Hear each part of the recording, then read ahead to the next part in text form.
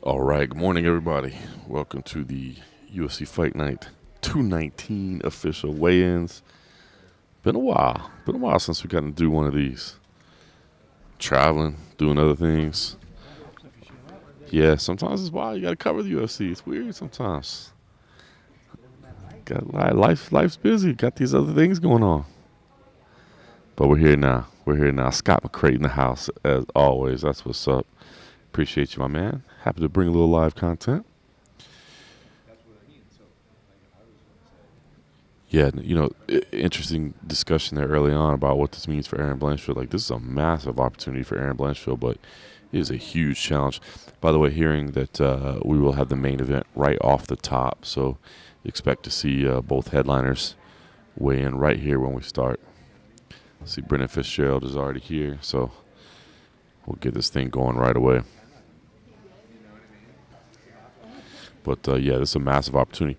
Massive challenge as well. And Erin kind of downplayed this the other day at Media Day, but I think this is a bigger opportunity, honestly. Even though Tyler Santos is number one, I just feel like the name value that Jessica Andrade brings to the table, if Erin can win this fight, I think it's even more meaningful. Not that the fight's any more or less challenging. It's a tough matchup either way.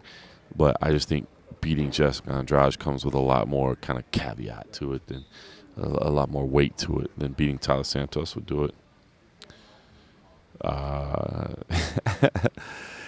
Yeah, Nick Bernard. Canada was cold. Moncton was cold. There was snow on the ground, but it was fun. I got to spend some time catching up with Sam Stout. I hadn't seen him in a long time. Chris Kalidas was my broadcast partner, so I got to hang out with him a little bit as well.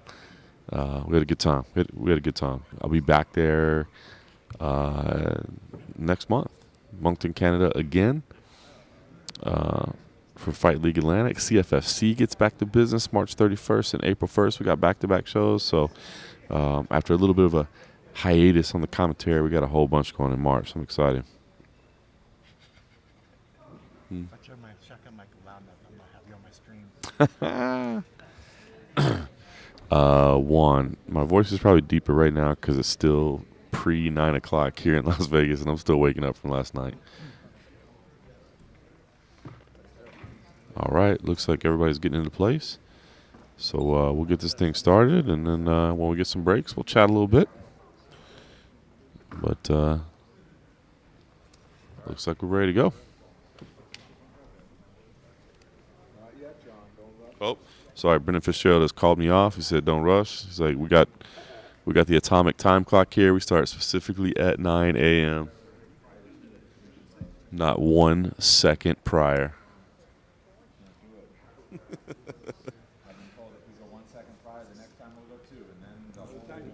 That's it. And it's chaos.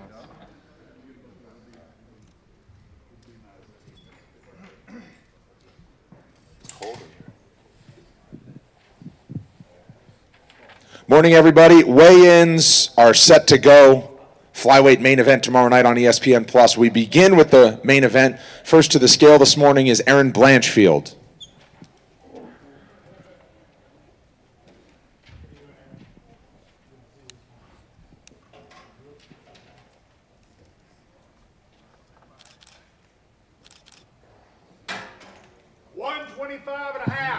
Official weight 125.5 for Erin Blanchfield.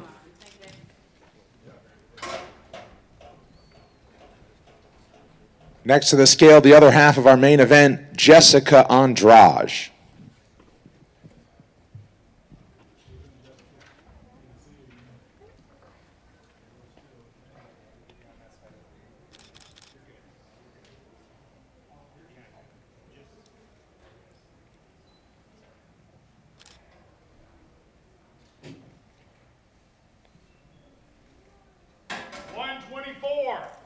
Official weight 124 pounds for Jessica Andrade.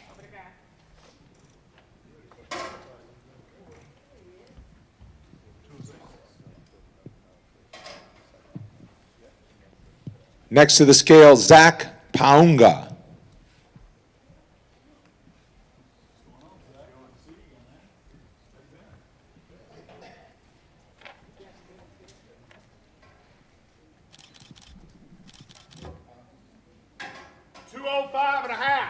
Official weight 205.5 for Zach Paunga.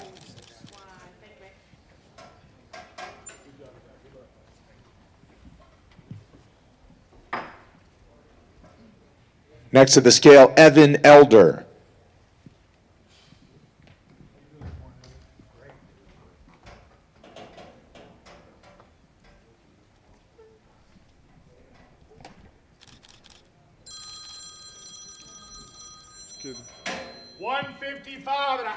Official weight 155.5 for Evan Elder.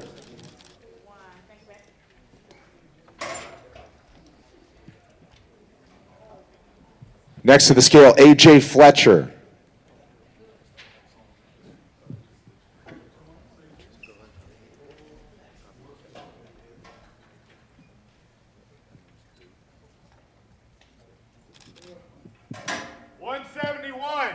Official weight 171 pounds for AJ Fletcher.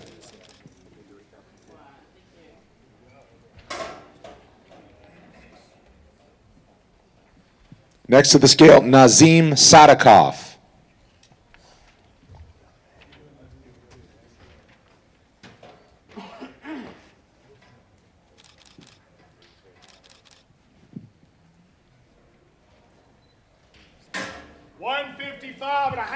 Official weight 155.5 for Nazim Sadikov.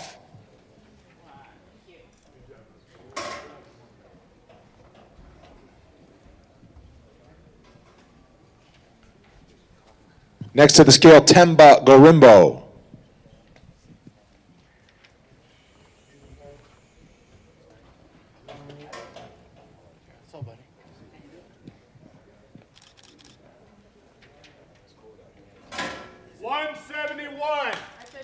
Official weight 171 pounds for Temba Gorimbo. Next to the scale, Myra Bueno. Oh, 135, 36. Next to the scale, Myra Bueno Silva.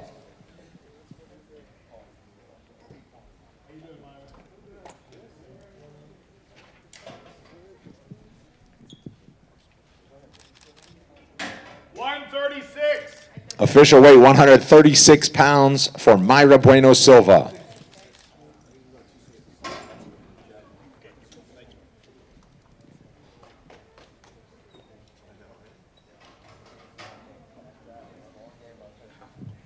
Next to the scale, Jamal Pogues.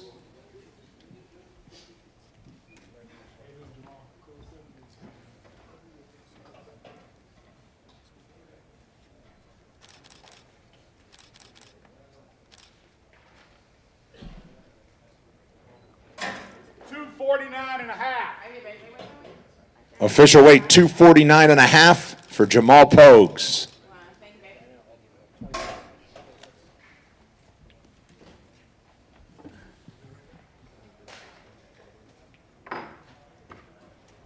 Next to the scale, Juan Camilo Ronderos.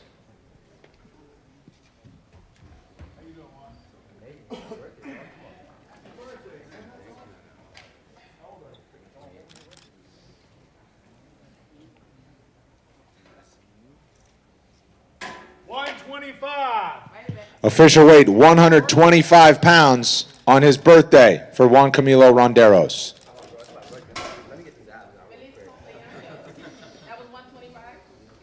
Happy birthday.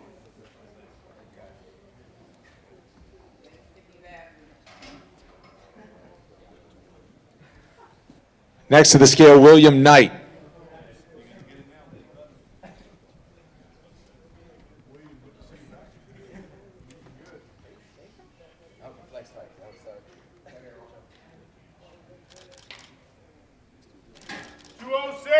Official weight 206 pounds for William Knight.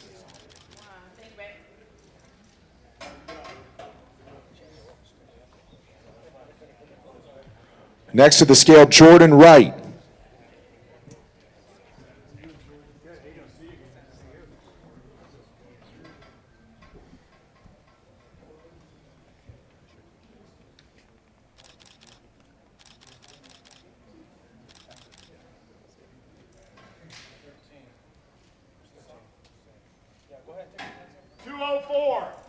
Official weight 204 pounds for Jordan Wright.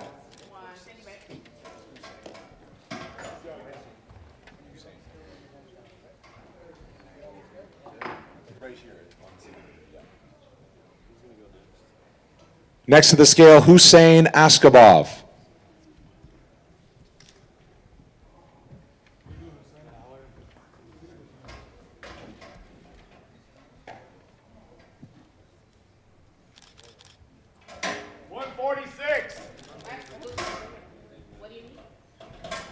Official weight 146 pounds for Hussein Askabov.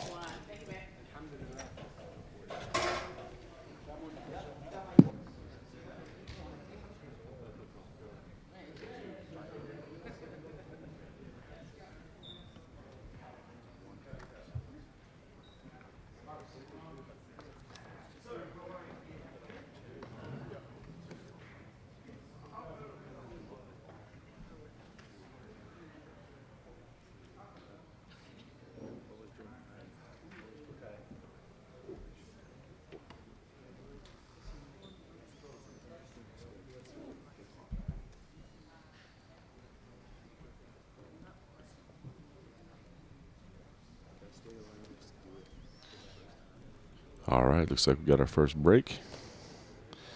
Check in with her. I'll scroll up a little bit, see what's going on. Good to see everybody this morning. Happy to be back doing some official weigh-ins. Just joined us, of course, Jessica Andrade, 124, Erin Blanchfield, 125 and a half. So your main event official, Zach Parga, 205 and a half, Jordan Wright, 204.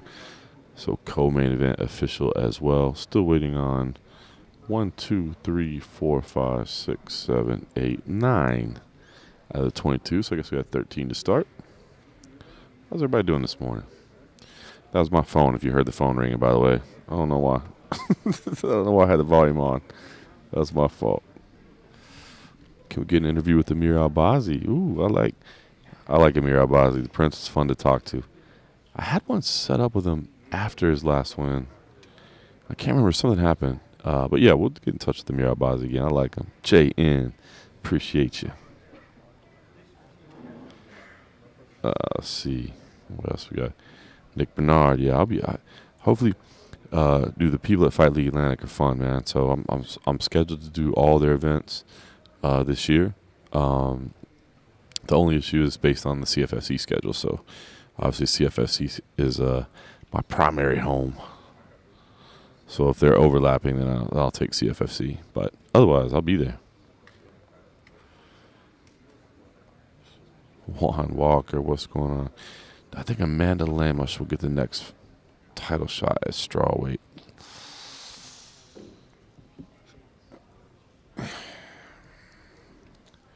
You know, it's funny because Jessica Andrade is saying that even though this is a flyweight fight, like she really wants a title shot at strawweight. Like she wants Zhang Weili and she wants Zhang to come to Brazil. So we'll see. You know, you got a couple of names. I don't think anybody stands like head and shoulders above the rest there. But Amanda Lemos is certainly in that discussion. There's no question about it. But you got a bunch of names there. They're all kind of right there. Richard Noggin, Nick Bernard. From what I can tell, from everything that I've talked to, there was no IV administered to Islam. But again, that's all hearsay.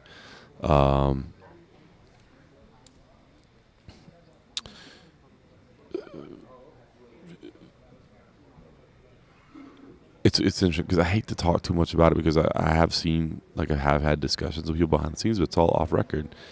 And so, you know, I think the only on-record discussion was maybe Rizvan Magomedov speaking to MMA Junkie and saying that there was no. But I've had some off-record discussions, and everybody says there was no IV bag. So, but again, I think everybody's kind of learning now more about the process and that sort of thing. So, from what I've gathered, I hear I'd say no, but I mean, I wasn't there. I didn't travel. Certainly wasn't in the hotel room. Certainly wasn't around the crew. So can't say for sure. I think that's the frustrating part about this is accusations. I understand, but proof. That's what's needed. Don F. Appreciate you going with me, my man. T-Bone in the house.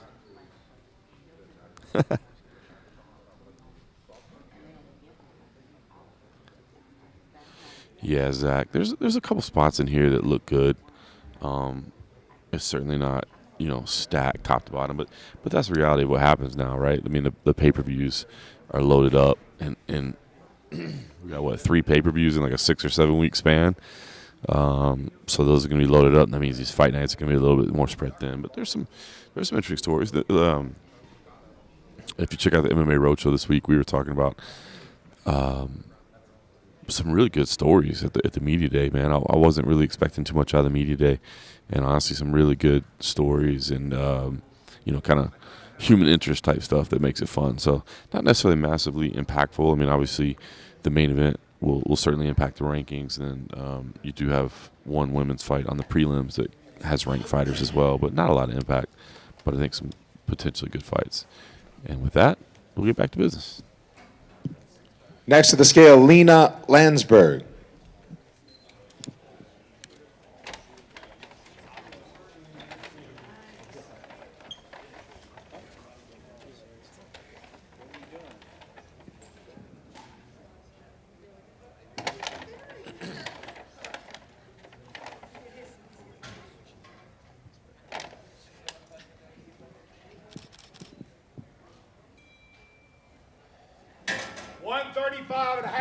Official weight 135.5 for Lena Landsberg.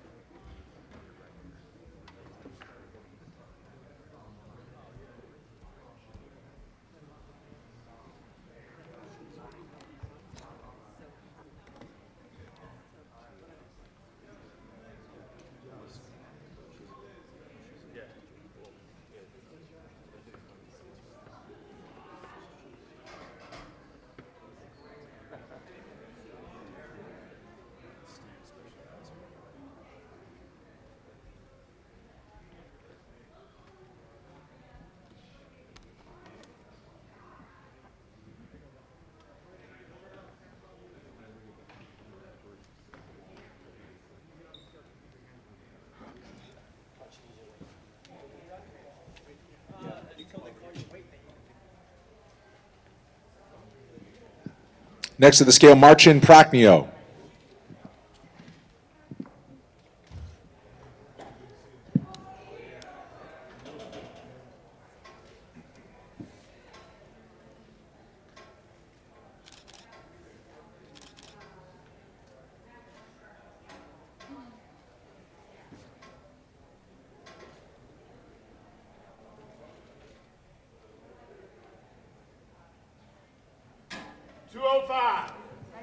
Official weight 205 pounds for Marcin Prachnio.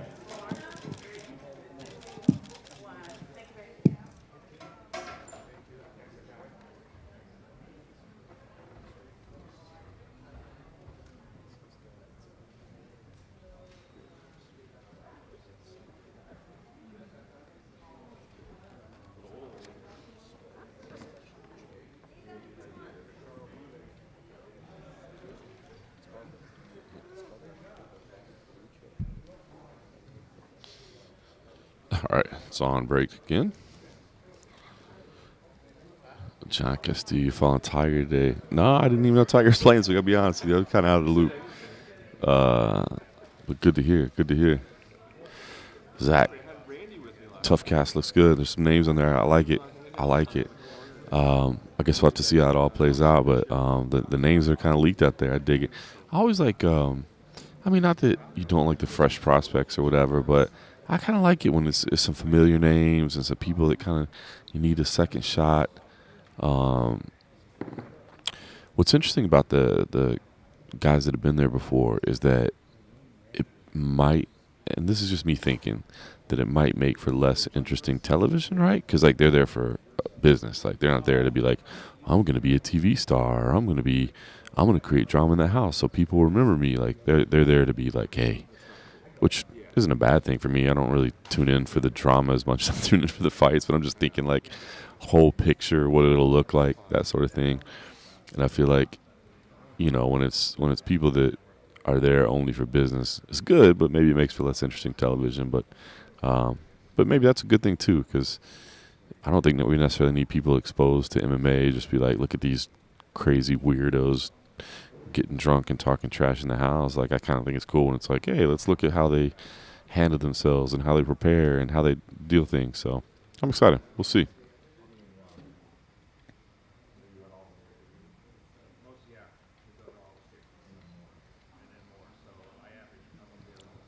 CFFC, baby. Gotta come out. March 31st, April 1st, back-to-backs. Can't wait for that. CFFC's got some big things going on right now. Big things going on right now. I'm excited about it. Oh, Richard. Yeah, I do remember that. Let's see. Birmingham Bowl got MVP. MVP. Look at that. Multiple MVPs. That's what's up. Las Vegas 51.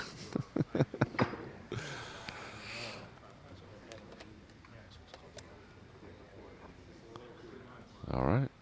Back to action again. Maybe? No? Maybe not. Still waiting on Josh Parisian, Alexander Hernandez, Jim Miller, Jamal Emers, Philippe Lenz, Ovent St. Preux, and Clayton Carpenter.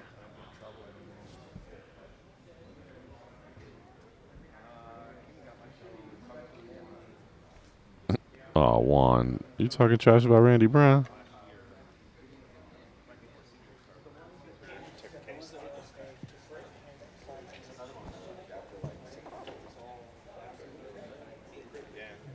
All right, somebody's checked in. I can't quite see who it is. Next to the scale, Jamal Emers.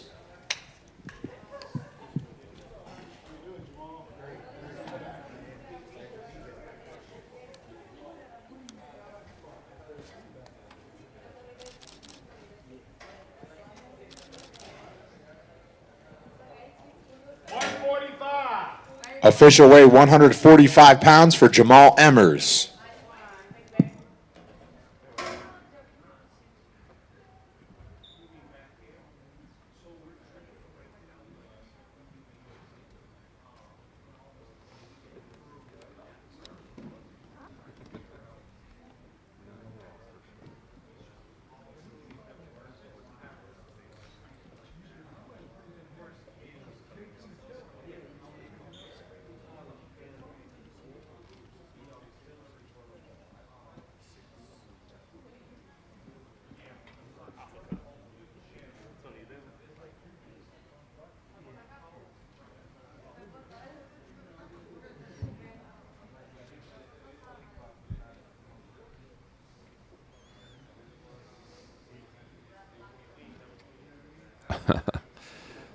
Yeah, I've talked to Randy a few times over the years for sure. I like him. He's a good dude.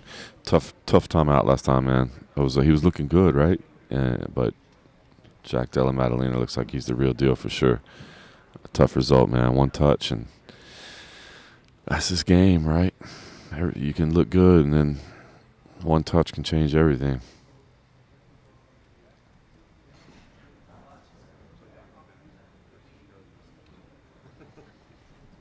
Ontario, Canada in the house. It's still.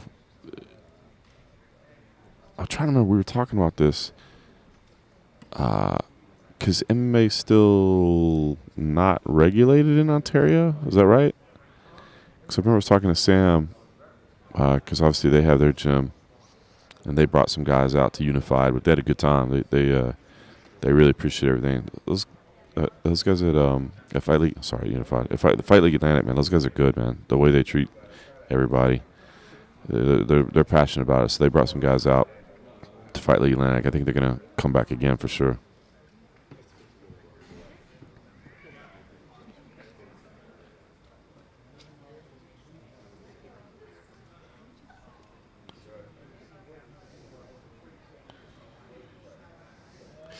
I just did a story on the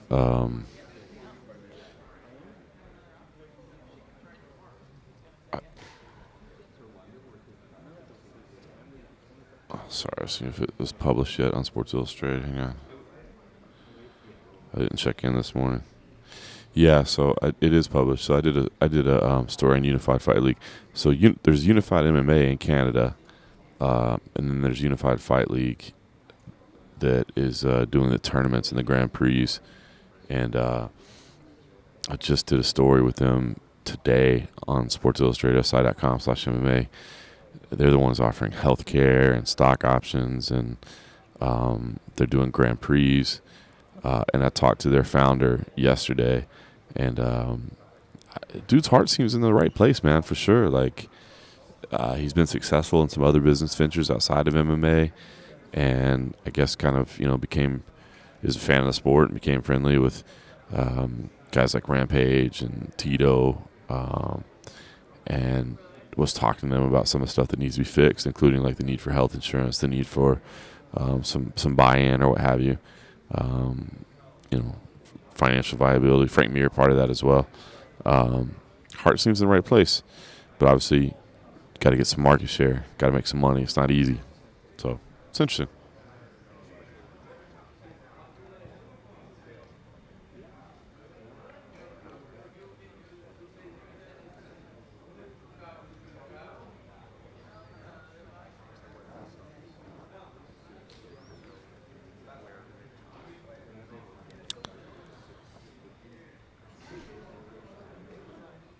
Juan, yeah, it is the same guy who did Freedom Fight Night. In fact, that Freedom Fight Night is still going on. So Freedom Fight Night will be like their lower tier organization, and Unified Fight League will be like the Grand Prix. So the way it was explained to me was that, like, if you sign with them, you have to sign a 1-year exclusive contract with them, and the reason being because you get 1 year of health care as part of your contract.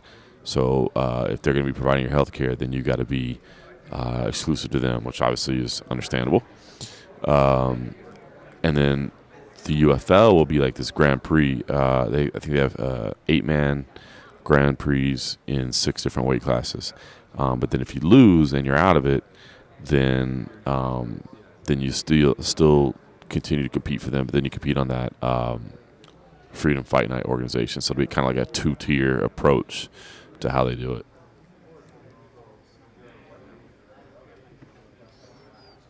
BKFC should be good tonight. Yeah, it's I believe, and it's not even a pay-per-view tonight. It's just on the app. I think you can buy it as a pay-per-view on YouTube if I remember seeing correctly. But yeah, that BKFC is tonight.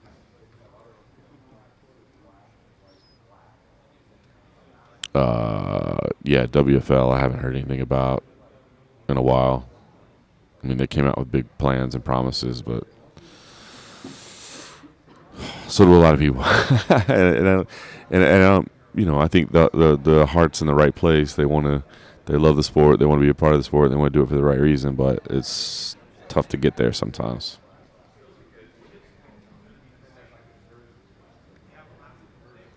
Yeah, no signing, nothing like that. Andrade, what's going on? It has been a while. Thank you for joining in. Yeah, Zach, it's not even just the winner of the Grand Prix. Everybody gets shares in the company. So I don't think I included the exact details. In fact, I know I didn't include the exact details in my story. But if I remember from the interview yesterday, it was like if you compete in the quarterfinals, you get 1,000 shares. If you compete and don't quote me on these because this is just going from memory from my phone conversation yesterday, but I believe it's 1,000 shares in the quarterfinals, 2,000 in the semifinals, 4,000 in the finals, I believe, were the numbers. They may be off a little bit. I have it recorded. I have to go back and listen to it. But so everybody that competes gets shares. Now, the company itself is a privately held company, so the shares, it's not like there's an IPO or anything like that where the shares would have options or anything. But still, it's something you get, and they are fully vested, and they are dividend-bearing shares as well. So if the company is profitable, you would get money sent to you as a shareholder. So it is kind of, it's a cool idea, right? We've talked about this before, but, as far as like the pay structure and the way things work, like I think the frustration is that not, the company continues to make money. I've always said, like, I think a cool way to try to structure pay for fighters would be almost like the way you structure pay for like a recording artist, where, you know, anytime you replay my fight, I get paid for that. You know, if somebody watches it on demand on Fight Pass, if somebody watches it on demand on ESPN Plus, if it gets put into one of those shoulder programming type shows like you know, best of whatever, etc., I get paid for that. You know, and obviously it wouldn't be a ton of money, but at least something where it's like, yes, I fought once and I got paid for it, but you're using that content over and over and over and over again. I should get a royalty on that. I've always thought that would be a really cool way to try to get, you know, fighters continued revenue even when they're not competing. Now, obviously, I'm not an expert enough to know exactly how all that's monitored and how all that's distributed, but I'm sure there's people that have worked in that industry that could explain it. And of course, you'd need some collective bargaining to try to make that happen. But I don't know. I've always thought that would be a cool way to do it.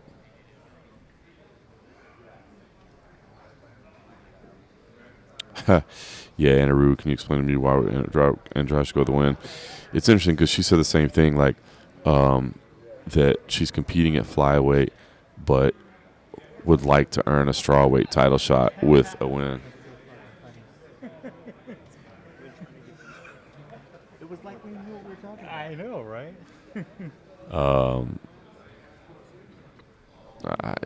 She's in an interesting position because she's ranked in 2 places, you know? I'm all about it. Oh, looks like we're back to work. I'll work every event.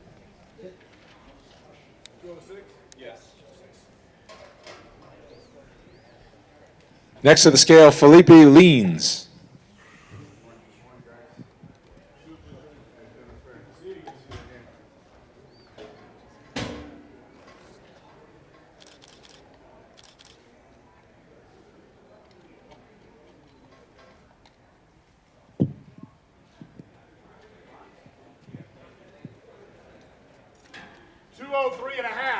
Official weight 203.5 for Felipe leans.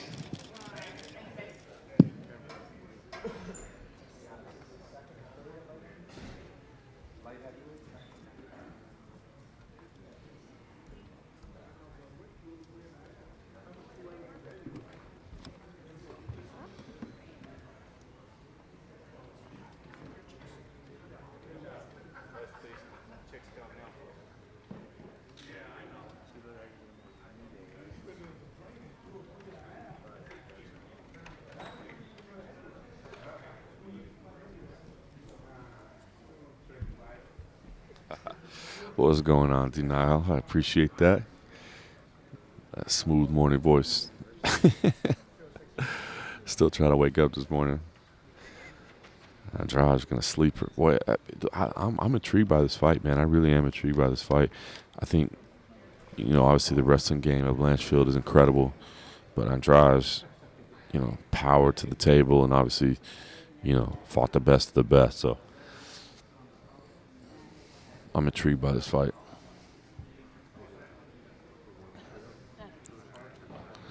Nick, you probably just missed Felipe Lins at 203.5.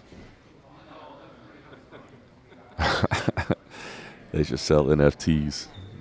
NFTs.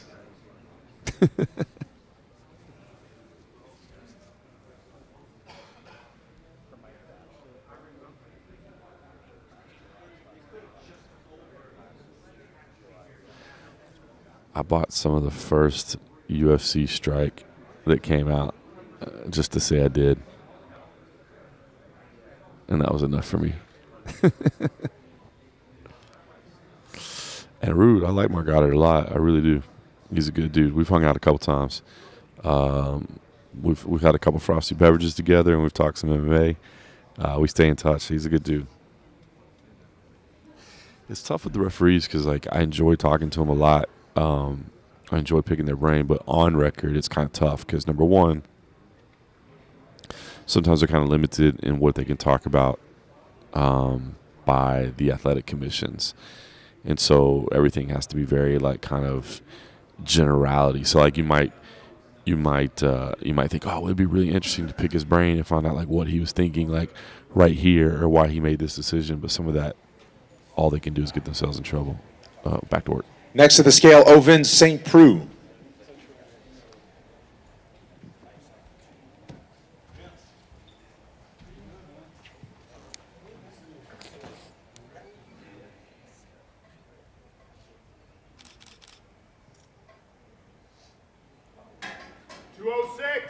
Official weight 206 pounds for Ovin St. Preux. Is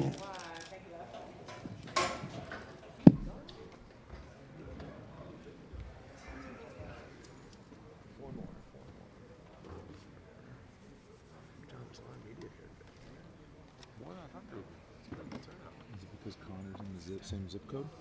Probably. Well, he's probably not in the same zip code, but I think it's just because there's not anything else really going on. yeah, yeah.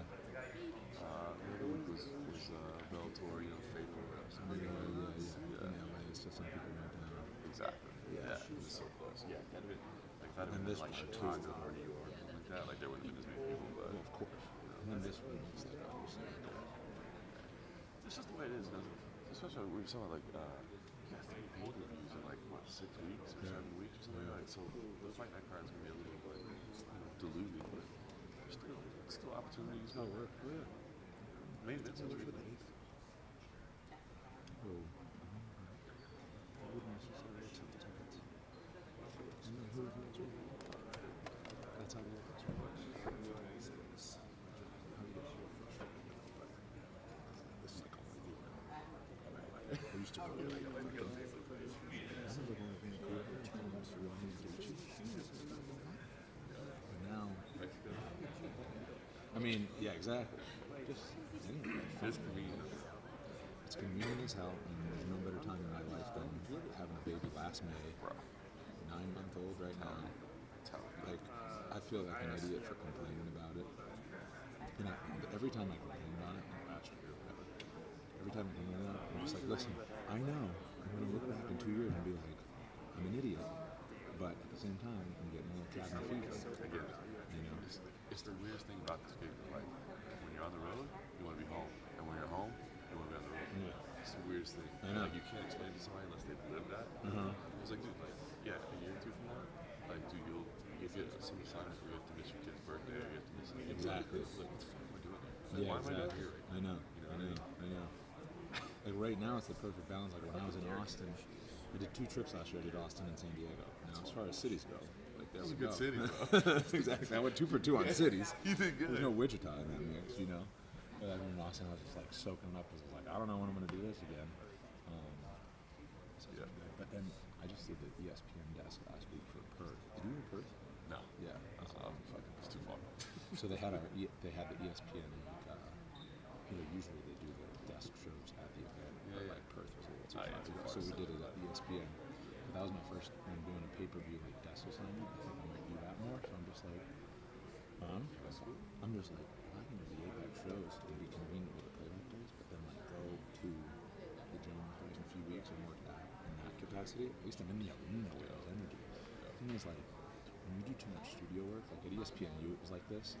When I was in Boston, it's like, okay, most of the time you're in a news studio, but when there's big games, you get to go to the big games. I'm at the Patriots game, I'm at the Bruins games, whatever.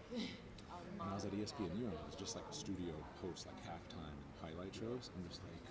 I'm like, I haven't been in a live sports venue in like 2 years. I'm like, I need to go to one.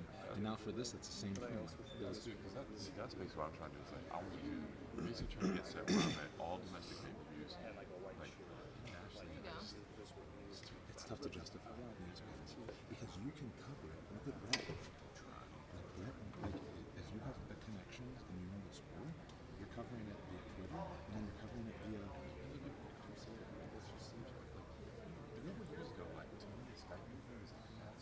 Everyone's used to it. now it's just like people don't look at it. Like, it used to be like, oh, that's a step down. Exactly. Now it's like, that's the way it's done. I watch it. I want to start doing less of it just because it's like I'm tired of it, but it's just like a necessity. It's so easy. Dude, I watched a soccer show. Football Americans, which is the Caribbean they shoot in the studio. Yeah. But they shoot it side by side. Well, a lot of times they're in a different studio. I don't know if they're in the. Even when they're In the same studio. They just do that. Like when I was at ESPNU, so College Football Live was this show, and they used to fly people to Bristol and fly people to Charlotte and ESPNU and like do like a 4-person panel or a guest or whatever. And then there just started being like, what if we send this guy who lives in Dallas, like let's pay the Dallas news station $200 or $400 to use their thing for a half hour, and then we have a good camera, good thing, patched through. And they started doing the show that way, like kind of like Fox News or whatever news you watch, where it's just like host is one box and the other 3 are theirs, and everybody can hear each other and look at each other, and you can meet virtually and whatever. So let's start doing that. So like virtual is good. You're at the mercy. The thing that I like my setup is good. And if I talk to you, you'd be on a microphone, a decent camera, but you know the dreaded car. The dreaded car, you know, whatever. Like I did a podcast with Daniel Dariush. She was just like, okay, talk to him lightweight. Like he had a fight coming up, and it was when he fought Cameron. He was not only in his car, his wife was driving the car, and he was in the passenger seat holding his camera. And we did like I'm just like, oh, Benil, this is good. Like I usually go like 45 minutes, and he's like, yeah, no, this is good. We just got to run some errands. I just got done training. My wife's driving, though. I'm good. So now I'm just like fingers crossed that luckily it was in Southern California, so self-service Nice is like self-service good is enough. good, Where it's yeah. like on the highways he was fine. I'm still just like, this isn't ideal, you know? Like this is not. So I'm doing like. I love what you're doing with your new stuff, where it's just a little bit of this, a little bit of that. Yeah. I'm starting to go shorter, just like like my podcast episodes are like an hour. Yeah. And those are still fun, but I'm gonna do a lot less of like the hour-long stuff. I want to go to like my deal with UFC Fight Pass is like in the contract, and crowd will probably be cool. In the contract is like at least 25 minutes. Which I'm like, okay, that makes sense. That's fine. Whatever. But what I'm gonna start doing is going to more like a YouTube style, so that's like a podcast style. Because I'm just like, I'd probably go talk to Erin Blanchfield right now for 7 minutes. I can't talk to her for 40. Well, but the other thing too is like, if you do like an hour interview on a subject, you just never talk about it. Exactly. Like the origin story, the base story is dope, but like then what, you never get to utilize that person. Yes. I was realizing that too, is that I would go through people, and at first I'm just like, have everybody. And then I had some people on a couple of times or whatever, but now I'm just like, oh, like I had an idea, and I don't know if it'll happen because she's fighting tomorrow. I mean, not the ideal scenario, but I was just like, what if I sat down with Erin Blanchfield and just talk like all things New Jersey, right? Just like New Jersey stuff, Jersey shorts, whatever, just like what, and then like, that's like 6 minutes, but it was really good. And then people would give me 6 minutes. Are you like me? Like if you see something like Joe Rogan or somebody going good, and it's like 312, I'm like, no, I'm gonna try. What's the point in getting 18 minutes into 312? Yo, I think it's so like shifting the mindset. Understand that? And I'm still like, and I'm trying to switch and get there where like I think about like my interviews, like I gotta get a headline, I gotta get a story, like what's you know what I mean? Like I'm structuring interviews for like that, but like what am I gonna write?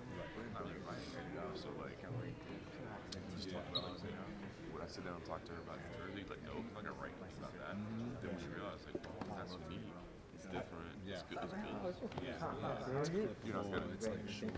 Like, do you know Caleb Presley works for Sunday Conversations? So like I've liked those for a while, for 7 months now, but I've really just started looking at more like what he's doing. Drake, and it's like minutes, and that's like one of his longer parts.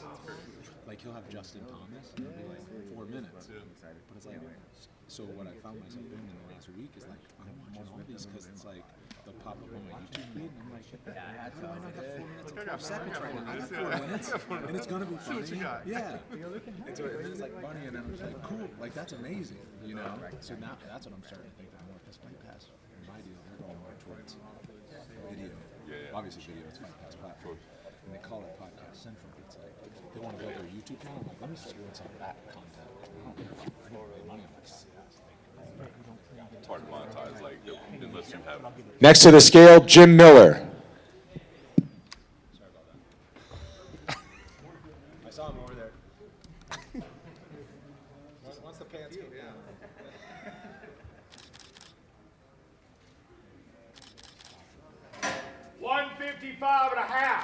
Official weight 155.5 for Jim Miller.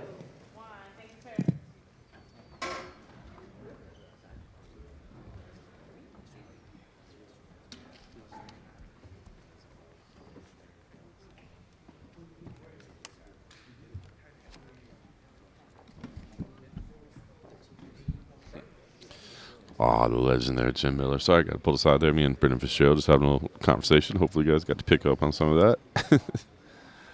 All right, let's scroll back up, see what we got here going on.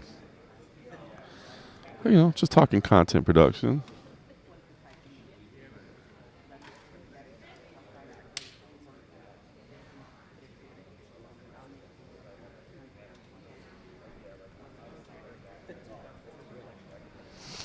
Ooh, OSP. I love doing those grappling shows at 2300 Arena, man. That's so much fun. Rich, so I wish they would make judges sit down after fights and let you guys grill them. I actually have said the same in the past. Like, the problem is, I mean, I think accountability and transparency would help a lot in people's faith in judging. The problem is, not all these judges are going to be very media savvy, right? I mean, look at it with fighters, right? There's some fighters that are great in front of a mic. There's some that are terrible in front of a mic. That's just every walk of life, right? And a lot of these judges, you know, wouldn't be eloquent, and they would just do themselves no justice, which kind of going back to the Mark Goddard thing, right? Like, Mark Goddard is obviously going to speak as an expert and going to give great advice, but that's the, oh, look at birthday boy walking around. The mayor of the way. That's awesome. Train alt to coach. The problem is, whatever you say, you know, maybe it's satisfactory, but the only thing you're going to do is potentially open yourself to people getting pissed and whatever. So anyway, but I've always thought, like, at least one judge, like a head official, or maybe it's, you know, maybe it's the executive director, or maybe it's a commissioner that comes and sits down and at least answers questions. I think that would be super cool. I don't know if we'll ever get there, but I have mentioned it to some people and talked to some people about it. I think it would be awesome if there was just, like, at least one official that would come and be like, hey, what was the thinking going on? Because they do. If you ever watch it, you can especially see it at the Apex, but, like, after every fight, the judges get together real quick with the commission, and they're like, they talk about it. They do, like, a quick brief, what's up, brother? Share your interview too, brother. Pleasure, brother. Enjoyed it. Appreciate Yeah, it. sure. Happy birthday, man. That's my flip flop. Oh, This shit is like, Don't do dude, that. it has like tire, like the Oh, tire wow. grip. That's crazy. Yeah. That's why. That's Dwayne Johnson right there. They don't get any of that, do they? What's that? They get the shoes, but they don't get any. Don't get any money or anything, nah. Because Reebok used to, right? Well, they still get Venom, yeah, but they don't get extra money from the. Then gave them from the clothes. Well, no, they still get the clothes because Venom's the clothes. Right, but that means they don't get any. They just get the clothes. Right. Oh no, they get money. They still get money, But then, but not from the Rock. but not from the Rock. They get athlete outfitting play, Yo, Dwayne, come on, man. but they just do the shoes. Yeah. Sorry. In fact, he's right here. Let me. Dwayne, you know we want. I know some people call you the Rock. We are. I'm sorry, DJ, my man DJ. Cold Coffee has a suggestion that he'd like for some of the money from your shoes To go to the fight. to go to the fighters. He can get back to me on that. Yeah, you don't have to weigh in right now, DJ. You're my boy. Just shoot me a text. You know what's up. I'll hit you up later. We'll be getting together later on. What are we even talking about at this point? Cold coffee. All right, let's see what else we got.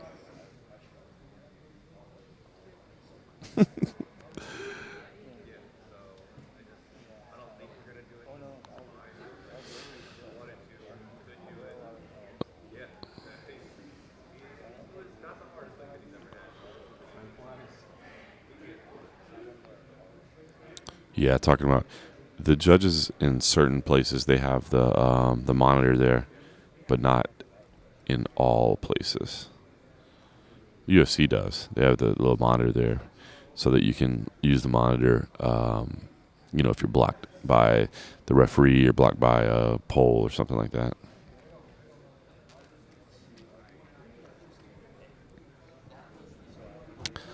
I thought the Zubaira fight was closer than the commentary made it seem, but I did think Zubaira won the fight.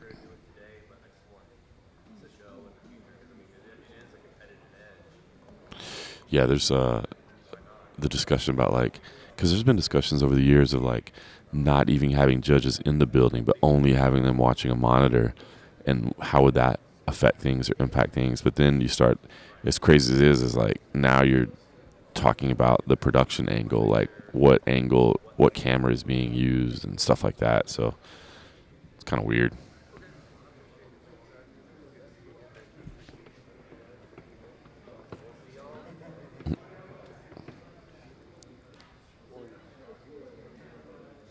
Yeah.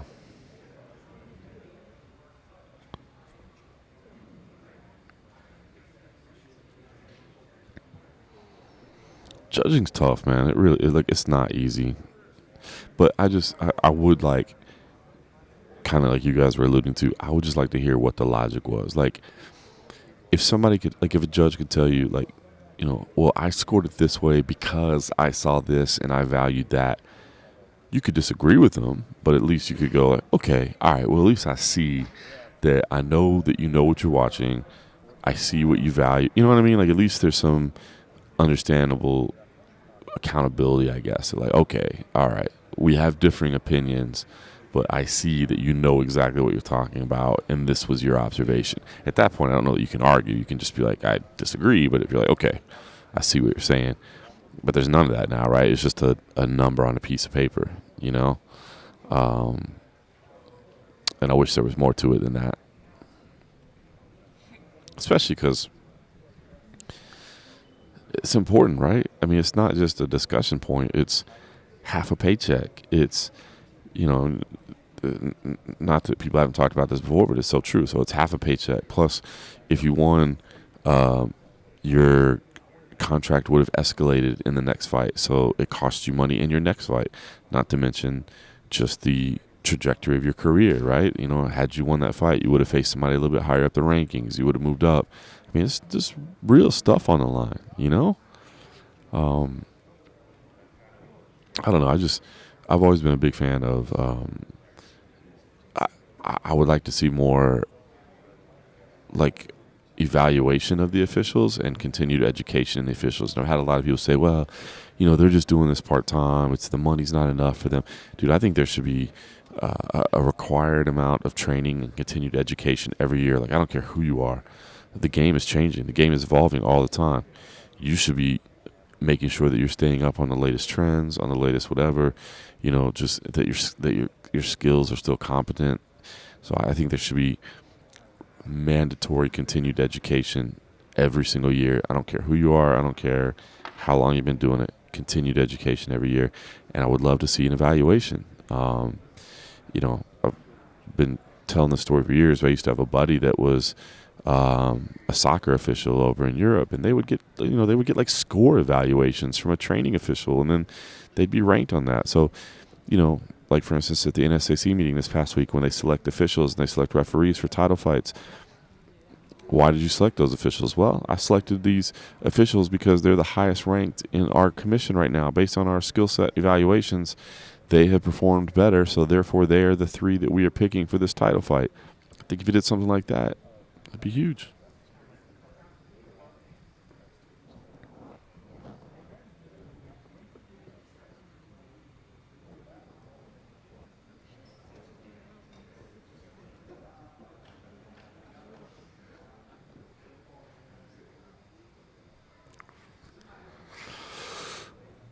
Richard, I don't think it's corruption. I hate to say this, man, as a blanket statement, because I don't want to say inept, because that's such a negative connotation, but like I honestly don't think it's corruption. Like I know a lot of these officials personally, just from being around. Not like we're buddies and we go hang out and stuff, but I mean, this is what I do every week. I see the same people for years and years and years, and you cross paths and you can't help but just say hello or end up in a restaurant with them, or whatever the case may be. So it's not like I'm boys with anybody, but I know a lot of them, and I'm telling you, they care way more than you think they do. This idea that they just show up, don't know what they're doing, take their paycheck and go home. They care, and they care about the criticism. They care about getting it right. I don't know. I don't think it's corrupt, but I think it can be better. Yeah, think some aren't qualified. That's good. It's a great way to say it. MP, what's going on? Yeah, I haven't done this in a long time. It's been a long time since we sat down and chatted. Enjoy it. I gotta get my schedule worked out. I'd love to just do a live chat or something like that. You know, just sit down and just talk.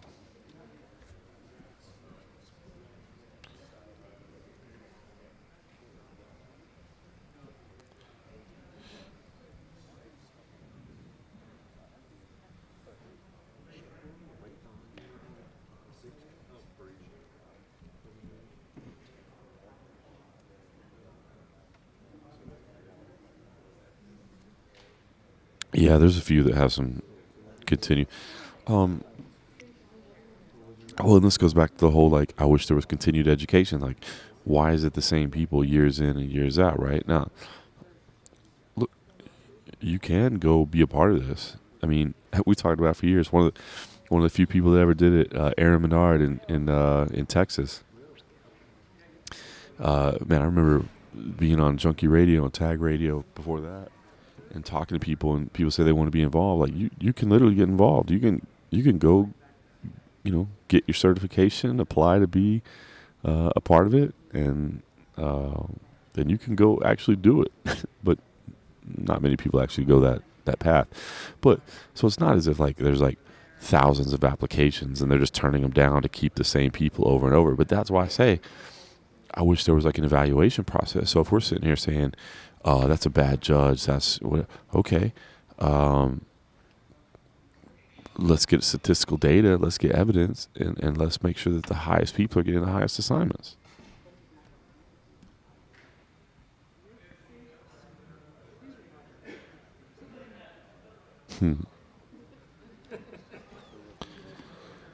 But there's like I said, there's a big difference between qualification and discussions of corruption. Like, I think when people say like, "Oh, the judges wanted Patty Pimlet to win" or something like that, like what? Like I don't see that. I don't see that. Yeah, certified testing every 2 or 3 years. I agree, 100%.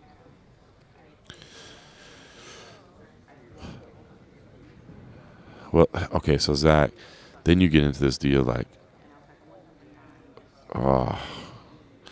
there's so much behind the scenes in terms of like politics. Like Mark Goddard has a judging video course. There's other people are considered certified trainers by commission, right? So then it's like, well, if Mark Goddard's test, and again, I mean, certainly not questioning Mark Goddard's qualifications by any stretch. The dude is the gold standard, no question about it, right?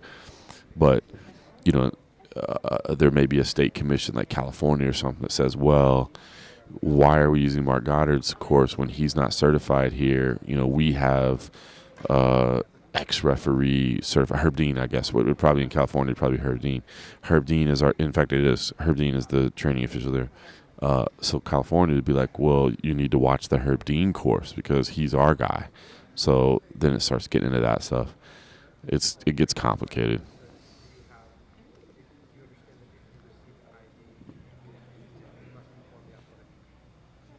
Anyway, what are we waiting on in the weigh-ins?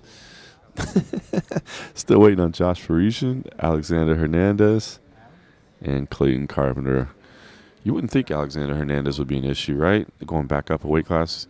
We talked to him earlier. He said his weight cut was going fine. Was even easier than, of course, since he had just been to 45. But he did step in here on a week's notice, so he might need a little bit of time. Josh Parisian, heavyweight. I think Parisian does cut, right? He's always right at 265. I think. I was just going from memory off the top of my head. But as we know, the Andre Arlovsky rule is always in effect for heavyweights, which is if the official weigh-ins are immediately followed by the face-offs, there's no reason for you as a heavyweight to show up early because you're just going to have to sit around and wait for the face-offs. So heavyweights at the Apex, the Andre Arlovsky rule is in effect, which means you show up at about 10:30. And then still waiting on Clayton Carpenter.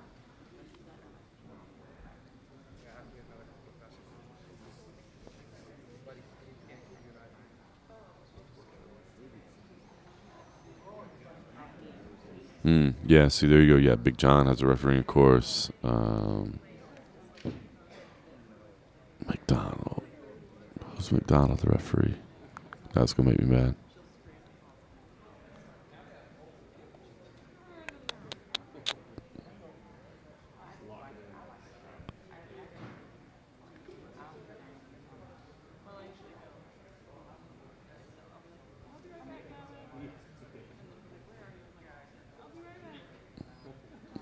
Now I'm racking my brain.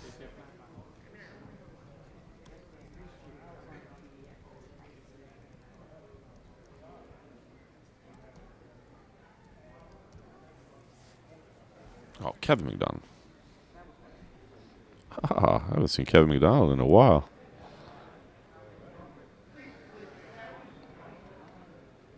Yeah, he's up on the East Coast. Does he have a mustache? Is he rocking a mustache these days?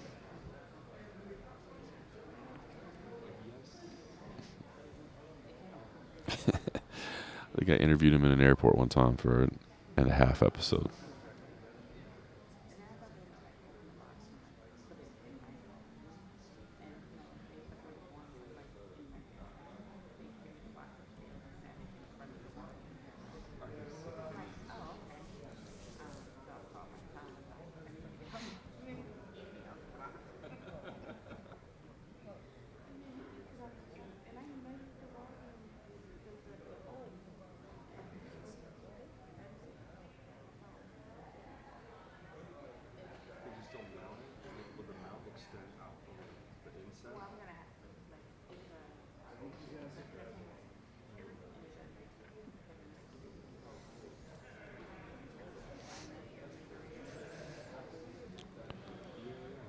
Jason Herzog, great referee as well, for sure.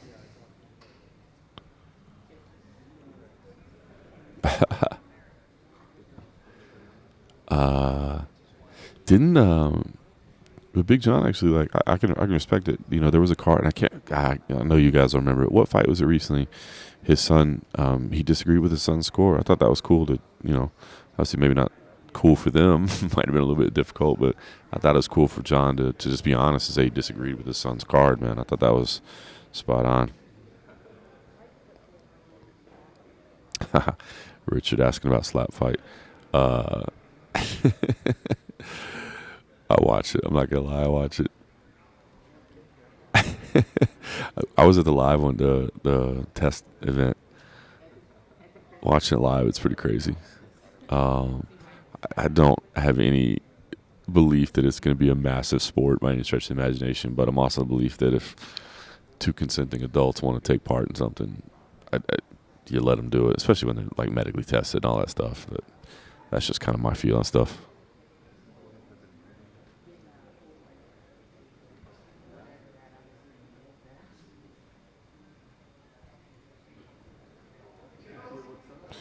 Yeah, Colostrum and faceoffs will be right after the weigh-ins.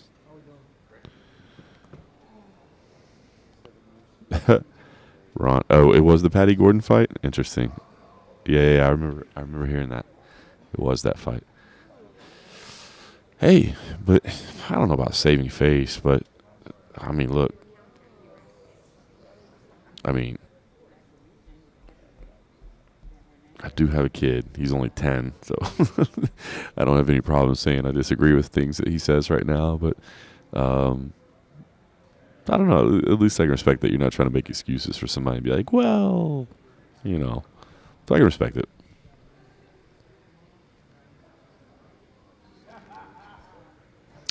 Yeah, I mean, Big John literally has been involved in the game from the start, man. Like you said, helped write the initial rules. So, it's, you know, kind of hard to disagree with his opinion. Sometimes he has opinion on it. Sometimes I think he says things as like fact when it's like, hold on, man, there's kind of different ways to look at it. But I mean, if you're gonna disagree with somebody's knowledge, it's not gonna be that dude. He literally did write the rules. He wrote the rules and has observed from a very close range more fights than most anybody. So if you're gonna trust somebody's opinion, it's his.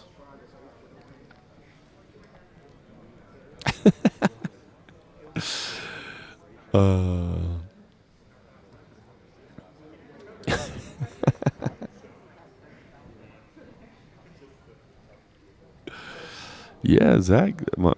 Had the first drug test the other day. The cocaine. That was pretty wild.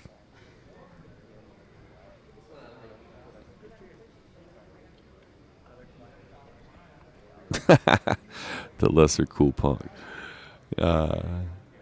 Referring, of course, to my man CM Punk, who I haven't seen in a while. March 31st, 2300 Arena, Philadelphia, PA. Back-to-back nights on UFC Fight Pass. March 31st, April 1st. Looking forward. Schedule's gonna be busy.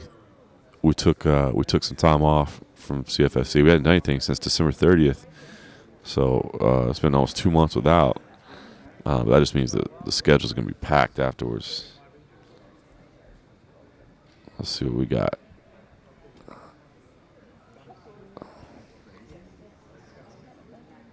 Pulling up our schedule. Yeah, we got March 31st and April 1st in Philly, April 20th in Tampa, so just 3 weeks later. 2.5 weeks later. So we've got 3 shows coming up in the span of 21 days. Looking forward to that.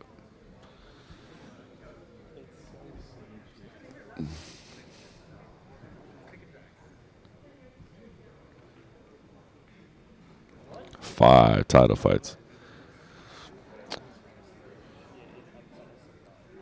Yeah, Perez needs to get a fight. Let's get this boy. I don't understand why he's not. You know Zach. You know I'm a homer for him, but I don't understand why he's not signed yet. I don't get it.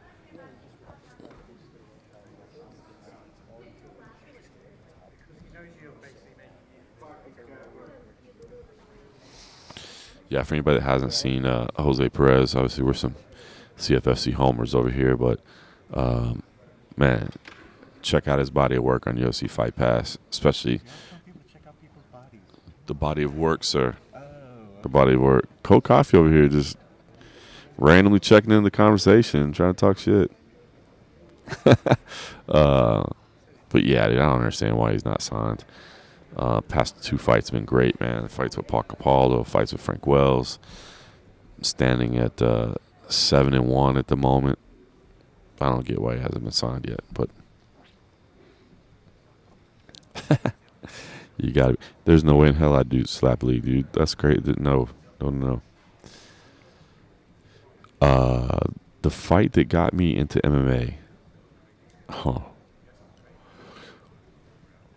So I told the story before, but it's kind of a long story. But basically, here's my story. Since we got a few minutes, I grew up watching. My kid. I gotta tell you, my kid's been begging me to get one of these.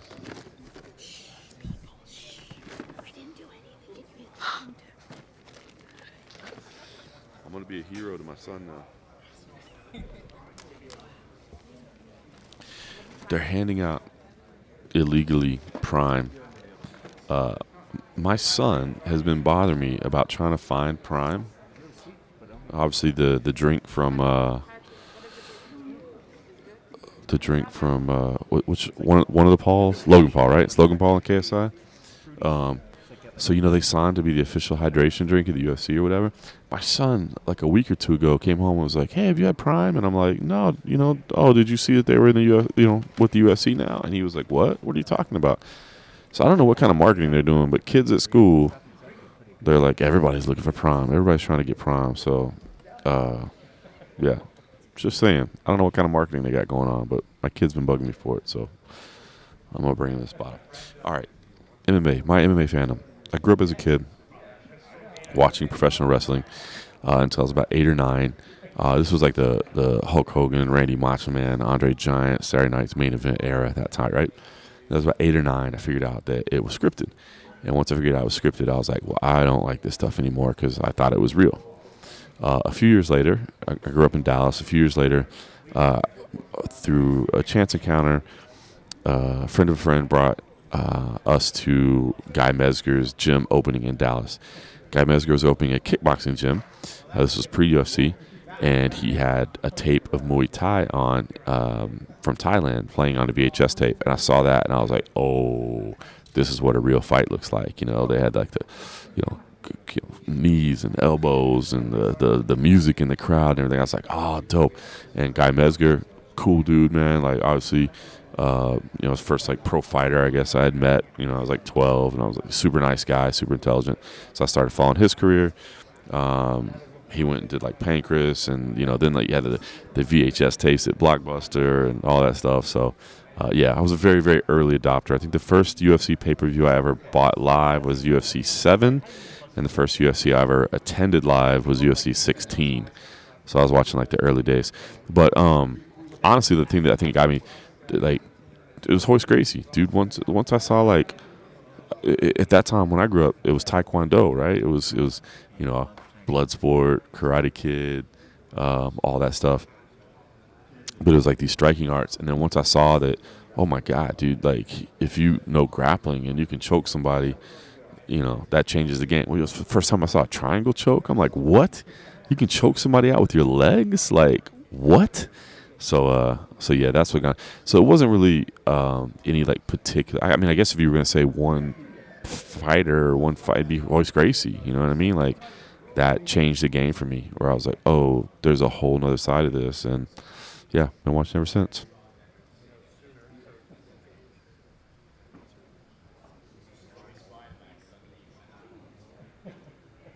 Meta Moon. So the prime that I've been handed here is Ice Pop. It's red, white, and blue. I'm going to leave it closed, though. I'm not going to try it out because I'm going to bring it home to my kid.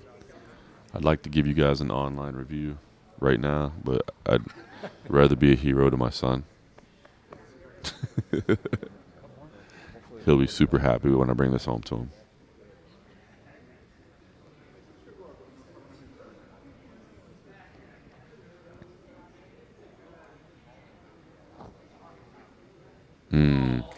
Diaz Daily, man, that was crazy.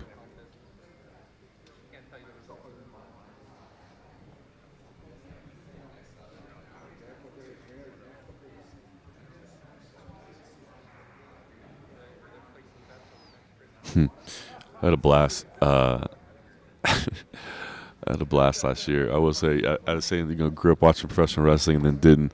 I had a blast last year getting to watch Punk wrestle here in Vegas at T-Mobile, man. It was, brought the family with me, and I've never been more invested in a wrestling match ever than watching him compete, dude. It was perform, I guess. I had a blast. Ooh, old WC. Yeah, covering the old WC, man. Some good ones. The shows out in Sacramento will always stand out to me, man. That crowd, that arena used to get loud. And they'd be tailgating out there beforehand, having a good time. Those are good shows. Uriah walking in. Mike Brown, the sound of the boos when he walked in. Oh, man, the rise of Jose Aldo through the WC. My goodness, man. That was something else. I miss covering the WC. It was fun. It was good.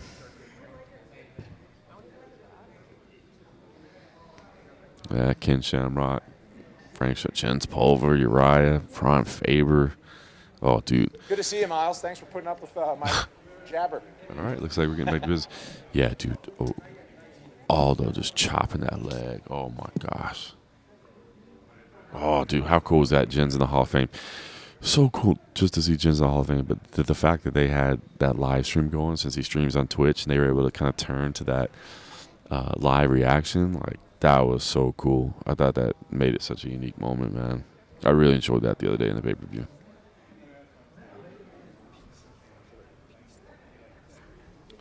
I thought we were getting back to business. Maybe not.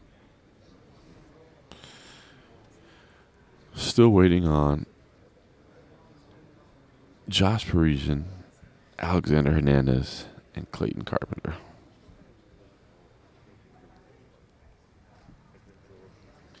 Oh, dude, and not only to see like how much it meant to him, but then to get to see him enjoy it with his son. Man, if any of you guys are dads out there, like you want your kid to be proud of you, right? You know what I mean? And to share that moment with this guy, it was just so beautiful, man. I'm not gonna lie. I'm a grown ass man that was getting all misty, you know what I'm saying? For him to see, to have his efforts rewarded and respected was beautiful. But then, like I said, to be able to see the reaction live and then to be able to see him share it with his son, man, that was pretty amazing.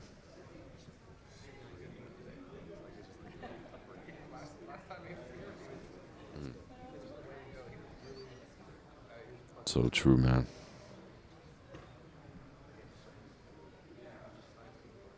That's it. Dude, Zach, you know, you just want your kid to be proud of you, you know. Any dad, that's what you want, right? You want your kid to be proud of you. And, oh shit, I'm almost stop talking about it. I'm getting emotional right now just thinking about it, man. Just thinking about it.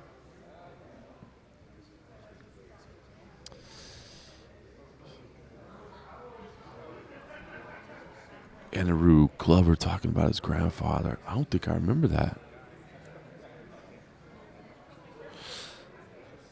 I'll have to look at that afterwards. I don't remember that. I thought the Glover Teixeira story on Fight Pass is really good. I know Cole Coffey and I were together in Brazil. Yeah. My favorite Glover Teixeira story was we were in Brazil and they were doing a community outreach, and he was a guest fighter, and the UFC was like planting trees, you know, in this community to serve as like a carbon offset for their, their impression or whatever. I mean, I don't think people even talk about that anymore, but that was kind of a thing for a while, right? The carbon offset or whatever. But they were planting trees, and Glover was there as a guest fighter, and you know, normally guest fighter, something like that, they just show up and take pictures and, you know, do the photo op or whatever. But he was in there like planting the trees and like helping pack the soil and pour water into it and all that, like really into it, showing like the kids that were there like how to do it.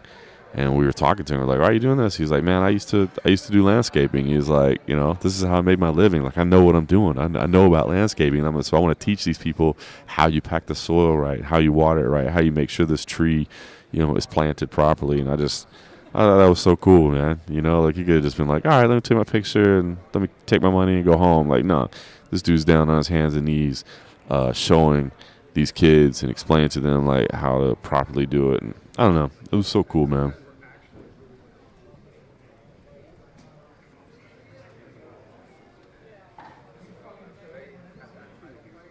He's a legend, man. He's a legend. I know, right? No tears. Oh, I did see that. Champion. Oh.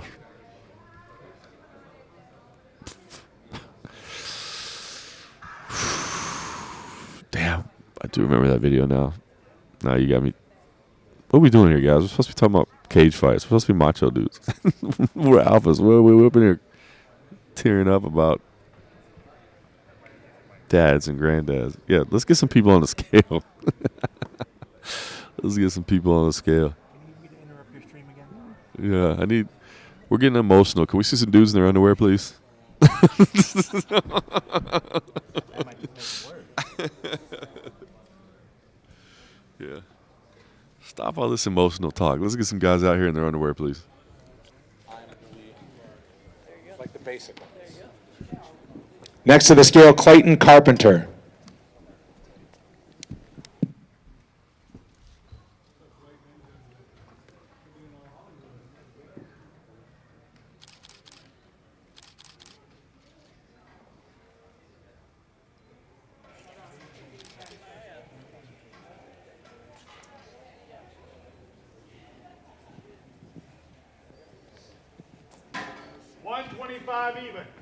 Official weight 125 pounds for Clayton Carpenter.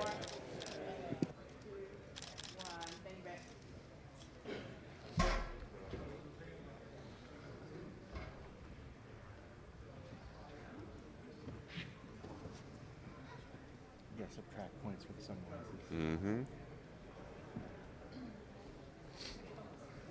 Can't lose to a dude wearing sunglasses.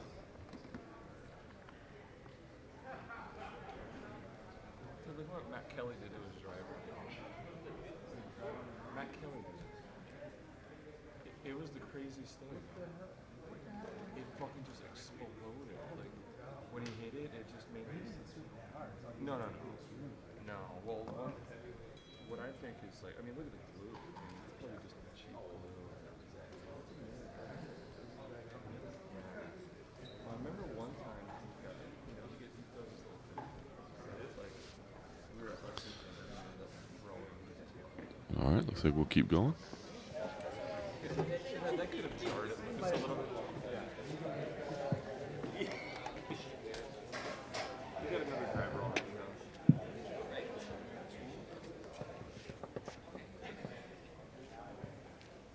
This last one?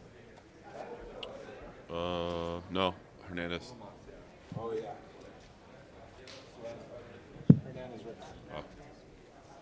Next to the scale, Josh Parisian.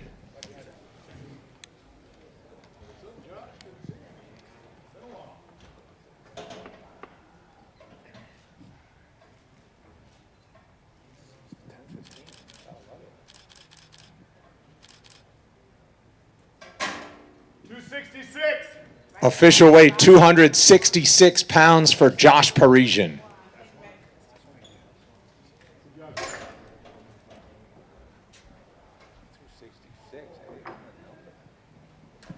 And next to the scale, Alexander Hernandez.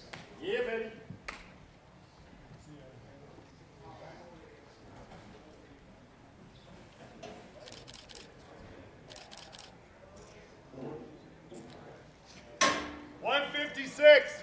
Official weight 156 pounds for Alexander Hernandez. Flawless victory. I like it. Everybody's in the clubhouse.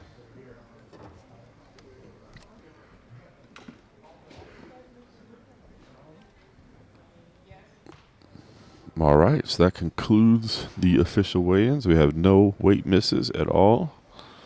No scratches ahead of time. We've got ourselves 11 fights official for tomorrow. Faceoffs will come shortly. Give me just a second here to update a couple things, and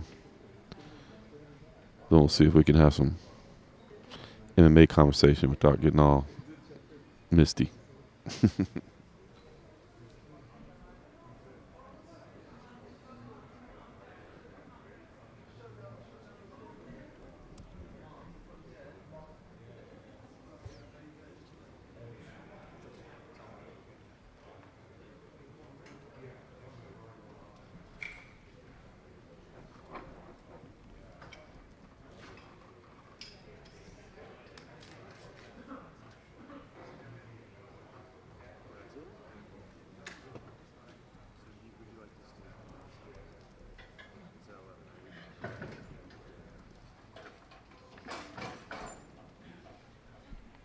You stay streaming during the face-off?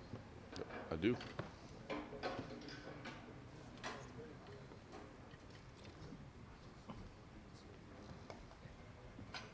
It's not Andrade, is it? It is, but I'm gonna shift lenses in a second.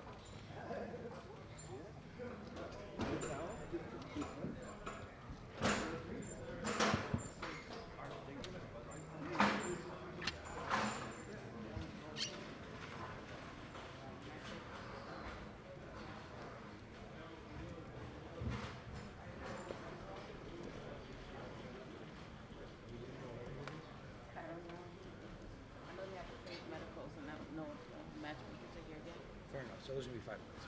Okay.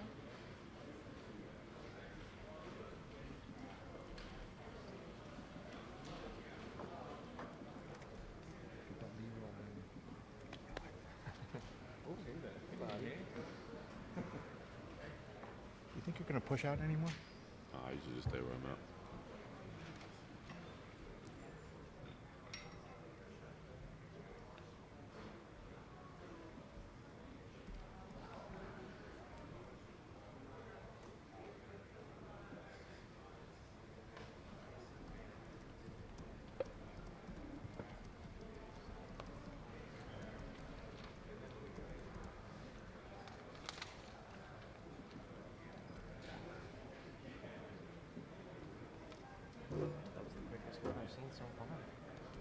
There was one we had that was really, really fast.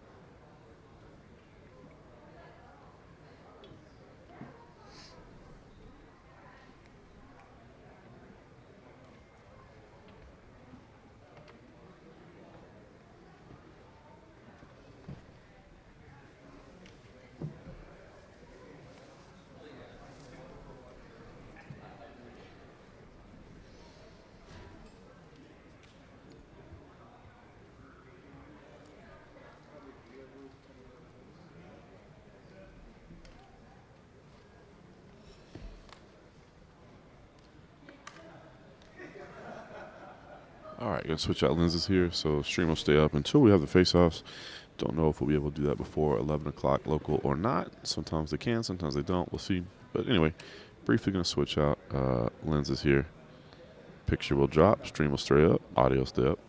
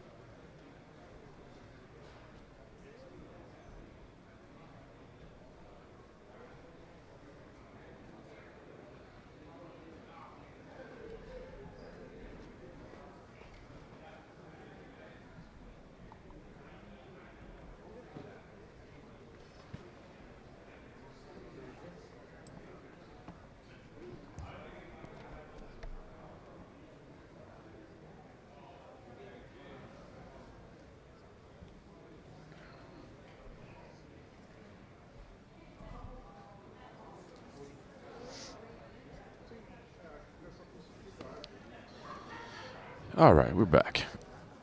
Let's see here. Yeah, Jim Miller, CFSC vet.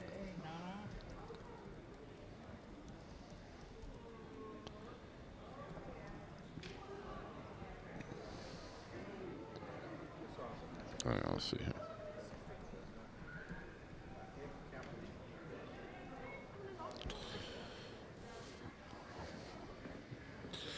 Yeah, Rich, I should be here next week as well.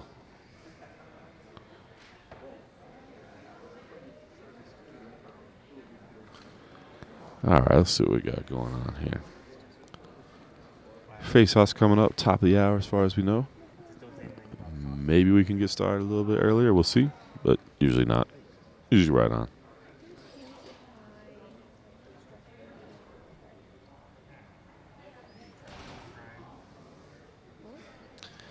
Blanchfield, Knight, Miller, Nazim, OSP. That's a solid parlay right there. Got to get that CFFC Fury love. Oh, so my wife's texting me. Hope everything's okay. Let's see what we got.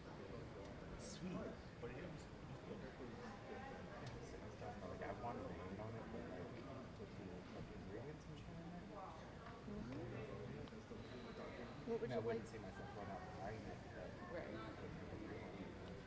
What would you like in your charcuterie?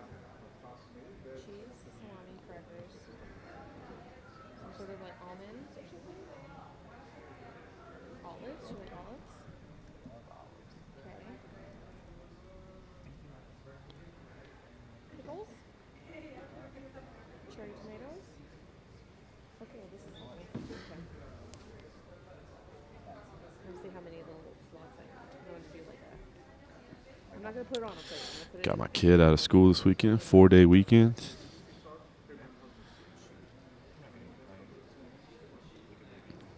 Used to love those when you were a kid, right? Get to hang out on the holidays. So once this is over, go kick it with the family. All right, let's see what we're doing. Yeah, I'll be at the. So I should be at the weigh-ins next week. Maybe I'll have two. Didn't bring my calendar. I don't think I have anything going next week. Oh, yeah, no, I'll be there. I'll be there. Yeah, February's not too bad. Then March gets a little nuts, which I'm looking forward to.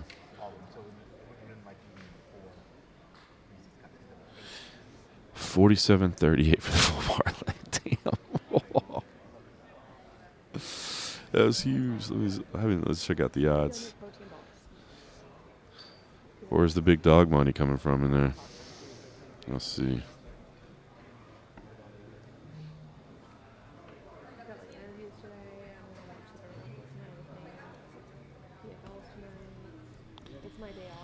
All right, so I know Blanchfield's a slight dog. Knight, a slight favorite. I was surprised. Miller, that's pretty big dog money on Miller. Plus 190 I'm looking at right here. I was a little surprised at that line, if I'm being honest. I thought that would be a lot tighter. Hernandez is a beast, but, man, Miller's such a veteran. Nazim is a favorite. OSP is a pretty big dog. Wow, that's crazy, though, man. So you really... Yeah, OSP is probably the toughest one out of there, I think. But he can win. You get plus 4,700 for that? Throw down that money. Throw down that money. No, I'm taking Bones all day. Bones all day. You guys are gone? Now is that because you're a John Jones hater? Like, just being real. Because I think Jones wins, man. I mean, granted, question marks, right? We don't know exactly how he's going to look at heavyweight because he's never been a heavyweight. So we got to presume some things. We don't know anything for sure. So that part I get of it. But, I mean, he's not going to outsize Gone, that's for sure. Like, moving up to heavyweight, you'll finally have somebody his size. But just the wrestling seems to be an issue. Now, he doesn't have, like, the big, power doubles or anything like that. But I just feel like he's going to, like, work his way into a clinch and take the fight to the ground.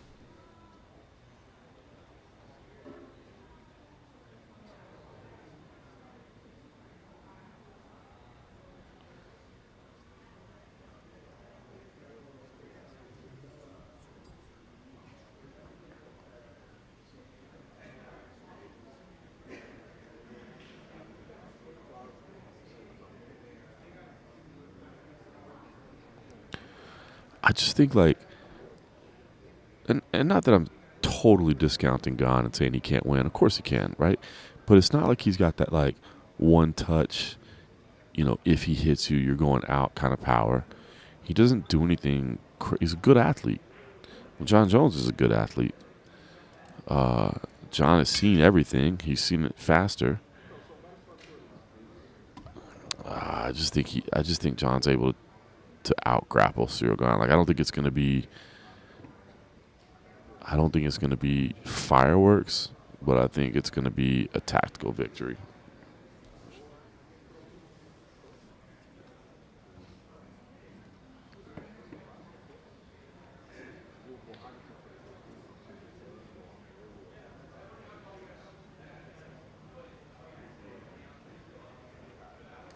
Yeah, but if you don't think he's been wrestling since the Francis fight, I mean, okay, wrestling since the Francis fight. How long has John been wrestling? Yeah, exactly, Richard. That's like John knows how not to get hit. Like with Francis, like the fight with Francis, that's why I thought that was so intriguing, right? Because Francis only has to touch you once, right? He hits you once, you're going out, right? He's got that kind of power. But I think it would be interesting because I still think John's really good at not getting hit. But the consequence of getting hit is a lot more severe than getting hit by Cyril Gane. And I just think he's crafty and experienced at a high level. I don't know.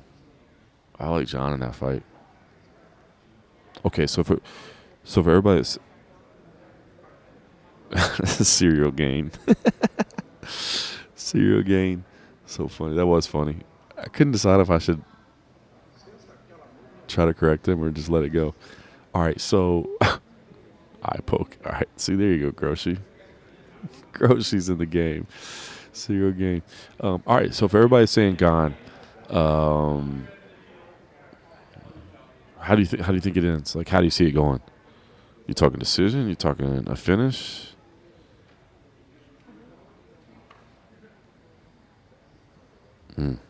Side kicks to the knees.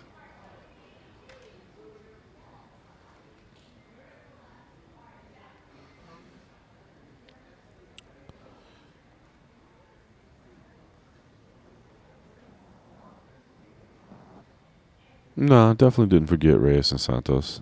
For what it's worth, I did score both those fights for John. I know I'm in the minority there, but I did score those fights for John. Obviously, very close fights, but I did think he did win them.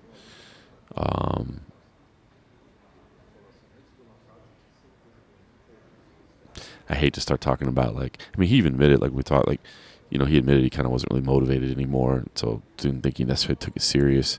But I hate starting to get into that, like, a motivated John Jones. Like, I hate getting into the mythical figure when you're talking about breakdowns. But I do see it as well. I mean, you could kind of feel it. It was just like, I'm just here for a fight. Gone inside 3 via stoppage. Wow. The last time I saw John face-to-face was at the Hall of Fame ceremony the night before all that drama. And he was looking big, but he was wearing a suit too. But you could tell he had packed on muscle. He's big. John's a big dude.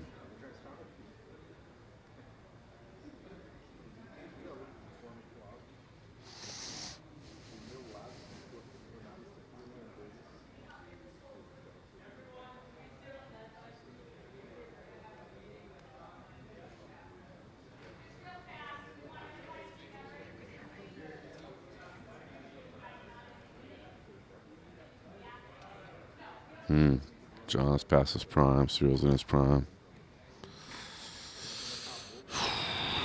Man. I get it, but I just feel like, I don't know, man. I still got them chicken legs. Now, that's fair. That's definitely fair. Have you been to California Fish Club? Gosh, a long time away. Ring rust is definitely real. After that time away, for sure. No. It's like a healthy, it's like fishy. But man, I just feel like it's easy to point at Thiago. It's easy to point at Dominic and just say that he's not as, like, maybe it's biased for me of just watching the whole rise. Like, to me, John's the greatest of all time. I get the people that argue, but the test results and et cetera, et cetera. So I get that. I totally understand. If you got somebody else as your GOAT, I get it. But to me, he's the GOAT. And, you know, him taking the time to move up to heavyweight the right way, to pack the muscle on, you know, I don't know. I still feel like I lean towards John. All the things you're saying are right. Time away, you know, not being in his prime, although he's still not that old yet. It's not like this is a 45-year-old John Jones going to heavyweight because he's out of shape, you know? I'm just having trouble seeing it. Cyril with the stoppage? You can come over and watch it if you want. What you just said you were gonna go eat.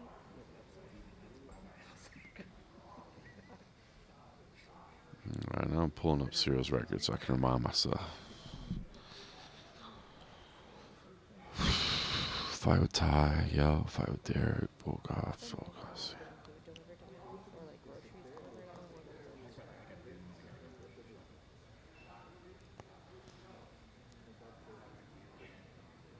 Just look.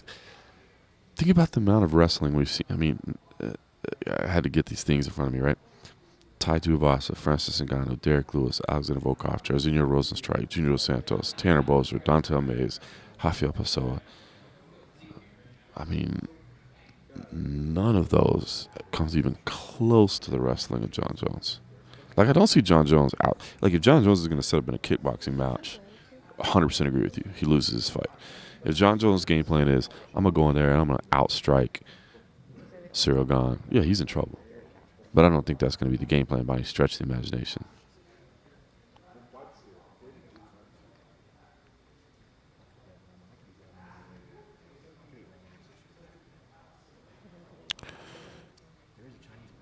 Yeah. I mean,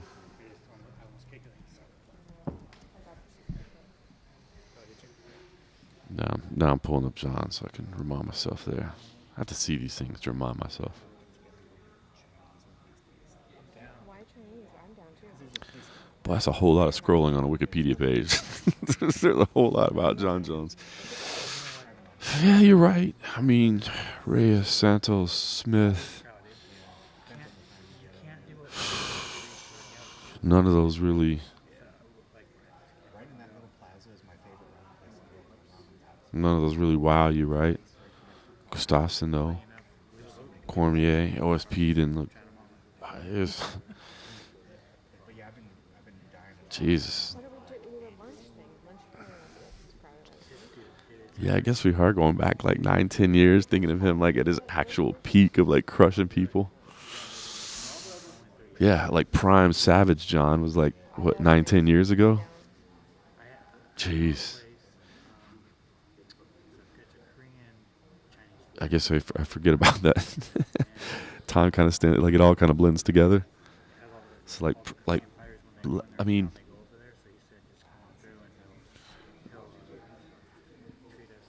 UFC 214, that was prime Savage John, right? UFC 232 against Gustafsson.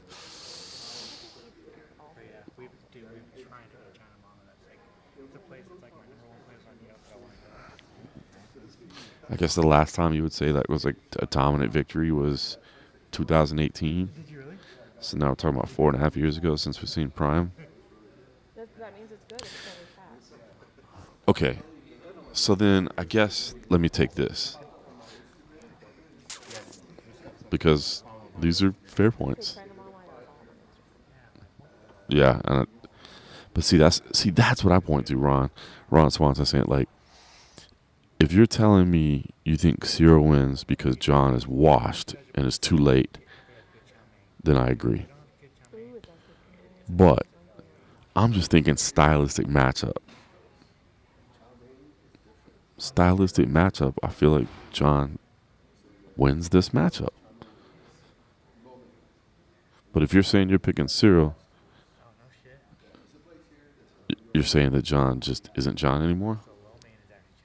Like if this is the John Jones,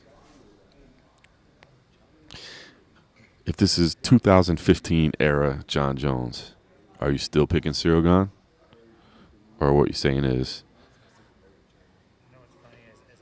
he's done. orange chicken, but like Panda Express orange chicken, and no one can replicate it. It's like always different. There's a good spot from Ohio and around that area called Warsaw Guy. Some place called boneless chicken. They only make it over there, and they don't do it out here. And I'm always.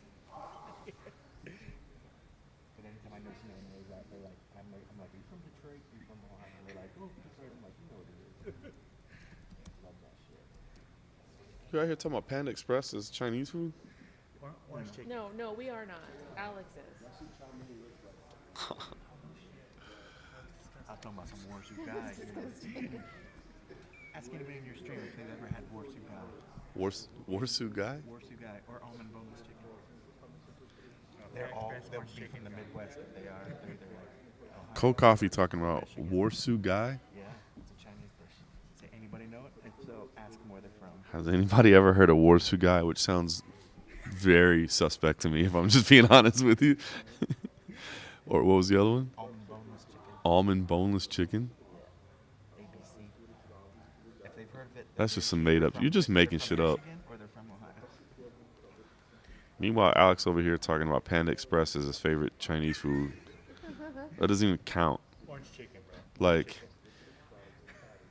I used to, like, at the Palms, they used to have, like, a Panda Express in there or whatever, and, like, I had to quit going because, like, it's so bad. It's terrible. No, it is.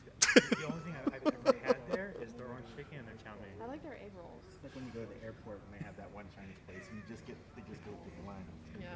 Yeah, that's the only thing I've ever tried. The chow mein is the noodles are very suspect, but the orange chicken's good. I went to the one time I went to China, like China proper, like Shanghai.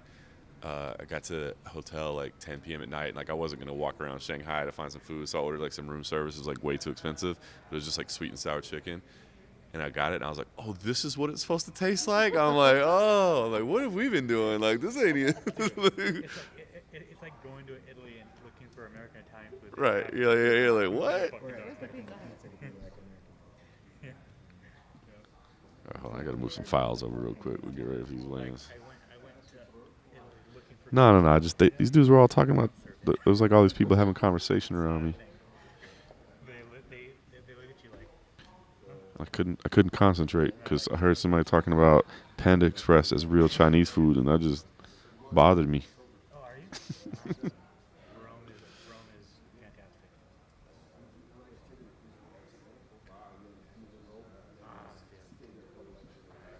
Barcelona.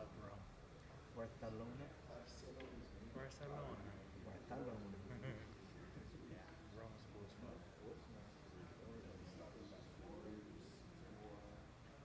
We did Rome in Florence. Like somebody screenshot us on somebody's feed. I don't think so. Maybe? No. 2 feet right here. But look at it. It's literally the worst photo of all. All right, sorry. Yeah, I got distracted. I was like, why is this man talking about? Why is this man talking about Panda Express as real Chinese I'm food? not on your feed. Maybe it's Scott's. Oh shit. Wow. I know, I do too. That's what I'm saying. It looks like the worst photo both of us ever take. Is that what we look like? Ron Swanson's going to Domino's in Italy. Yeah, exactly. I've been like grabbing my butt and everything. I've been going like this. Sesame chicken. Slapping my butt. Nobody's ever heard of your fake food, dog. Then they're not from the Midwest. I'm pretty sure he just made that up on He made it up. on the Wu-Tang He's generator. the Wu-Tang knows what it is. the cream of some young guy. Oh man, This person fucking and Alex on the stream. General So. Oscar. That's not the worst thing I've ever done. Yes. Have you ever heard one of those two? No. I know, but He's from England. almond boneless chicken. It's a Chinese dish that's made out in the Midwest. He's making shit up. That's for the morning, is it? No, Next time we go to Columbus, we're gonna get some. John, did you do your taste review of Prime on camera yet? No, because my kid, I don't know what kind of marketing that they're doing out there, but a couple weeks ago, my kid was like, hey, can we go try to find Prime or whatever? I was like, oh, did you see that they're with the UFC? He's like, what are you talking about? Like, kids in school, they're like, love. So I did not taste test this because I'm going to bring it home to my kid and give it to him. Well, that's very nice. So in Australia, they nearly cancelled the open workouts. The Australian police nearly cancelled it because they had a Prime booth there, and they were worried that the kids were going to get out of hand and smash the place. Because in London, of course, they did that. I'm saving mine for my son too. I'm bringing mine home to my kid. I don't know what like my kid is like. He's like, well, next time you go to the store, will you look for Prime? Well, I'm like, what? I wonder if part of the marketing is that they keep telling everyone it's gone. I can't find it anywhere, which makes it more desirable. I think it is because I think the only because I've been known to go to like a little convenience store to pick up some frosty beverages on a daily basis, and I have not been able to find any. But I think the only place they distribute it right now is Walmart. Maybe I think it's like the only place they have it. If you want for your kid, And what vitamin shop? if you want for your kid, I have a connection. They'll send you like 5 crates of it. Oh yeah, dude. He'll be. Yeah, let me know. Because they just sent it to me. I got like 20 of each flavor. Yeah, for sure. Let me know. So I'll send you their email. Yeah. All right, it looks like people are lining up, so it looks like maybe we're about to get face-offs going here in just a second. Oh, Gregor. Yeah, dude. Gregor's an interesting cat, right? Like, he doesn't want to fight unless he gets the fights he wants. But I guess good for him, right? This shit ain't easy on your body. The pink one is hard. Yeah, Ron. This is the Prime they got. My kid brought home the other day the energy version. This is the hydration version. What is this? Basically, let's put this in here. Filtered water, coconut water, and then a whole bunch of stuff. Gluten-free, caffeine-free.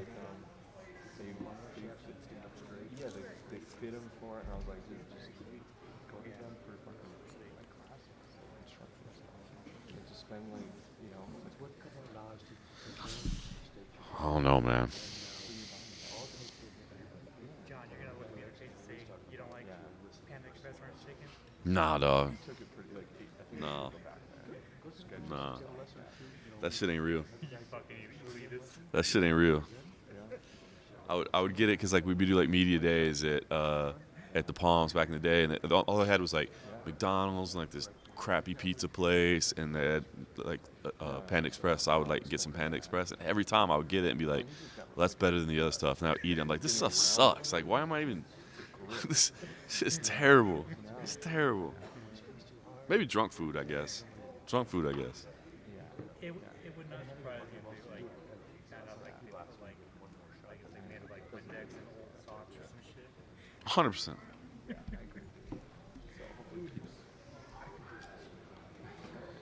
No, I'm here. So other conversations. You're so wrong. I made my point. I think John wins. You disagree, but it's not like I'm going to change your opinion. I do know enough about online conversations that I've never heard anybody go, that's a good point you just made there. I see the way you think now. So what's the point? I just don't see it. I think John Jones wins. But yes, other people are engaging me in conversation as we talk about Panda Express and whether or not it's real Chinese food, and I just say it's not. But I guess, like, I'll eat some Taco Bell every now and then, and like that ain't real Mexican food. You know what I mean? Yeah. Nah, it's like its own. It's just. As long as it's own genre. It is. It's just its own thing. Cheesy gordita crunch. Well, I never had that. It's good. Yeah. Cheesy gordita crunch. Cheesy rice and bean burrito.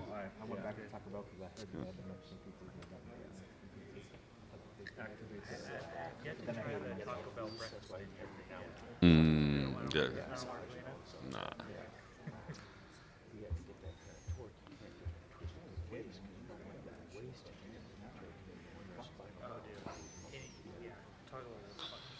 Go watch NPMD about Prime Drink. It's trash. I'm not gonna lie, I don't know what NPMD is. Should I?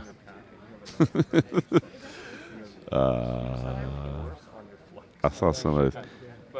Oscar's a good dude. I saw somebody say something about Mac Life. Oscar's a good dude. He's obviously become a friend over the years.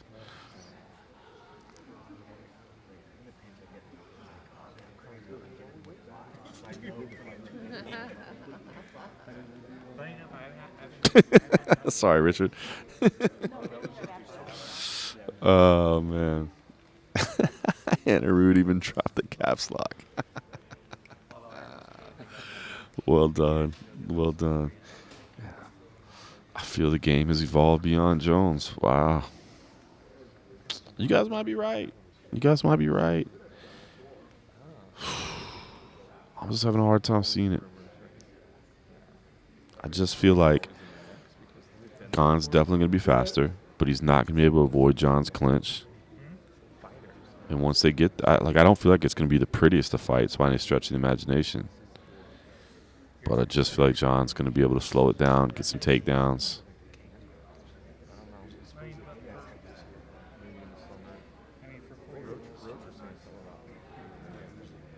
But it's like the same thing. Talk about it and then it builds up and then it's like, just falls down. I mean, the man got taken down by Francis Ngannou. No, she's beautiful. I'm shocked that she's More plates, more dates. No, I definitely know what that is.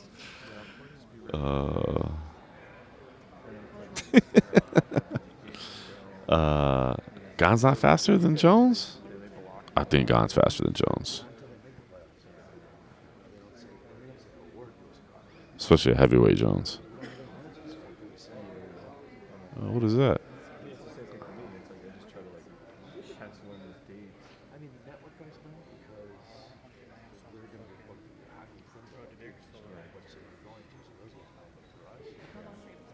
It's weird. They have the. Let me see if I can get this in the picture or not. Hang on.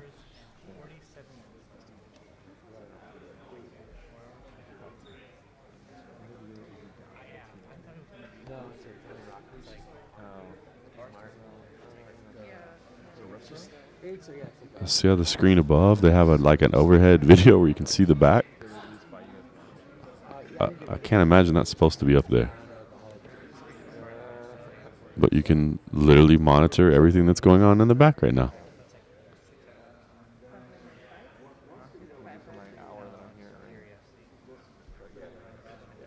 I think if you do like the M Resort casinos, like they could bring you in for not a training, but like an update. You get your, even if it's like 15, 18 bucks an hour, whatever it is. Tank Davis, Ryan Garcia. Yeah, I got Tank. Is that fight happening though?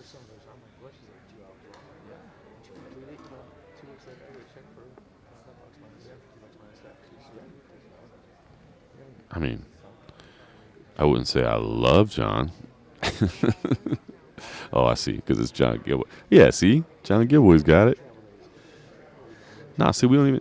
So that's not true, Denials, because if you're a John, like me and John Gilboy are, we don't understand why John Jones doesn't have an H in his name.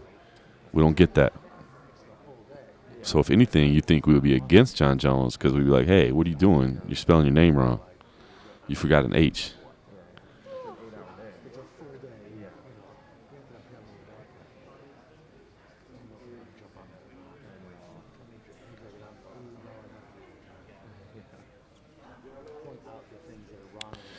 Oh yeah, Zach. They were never gonna say that during a broadcast. I mean, I say they were never gonna say it during a broadcast. Maybe they were supposed to say it during a broadcast, but there's no way you're gonna be able to like the red hydration zone or whatever. Like that's never gonna happen.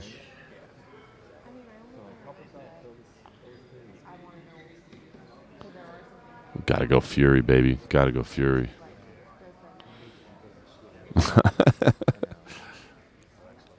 Yeah, Zach forgot an H too. All right, we're getting close to time. We must still be waiting on the. We must still be waiting on Sean Shelby.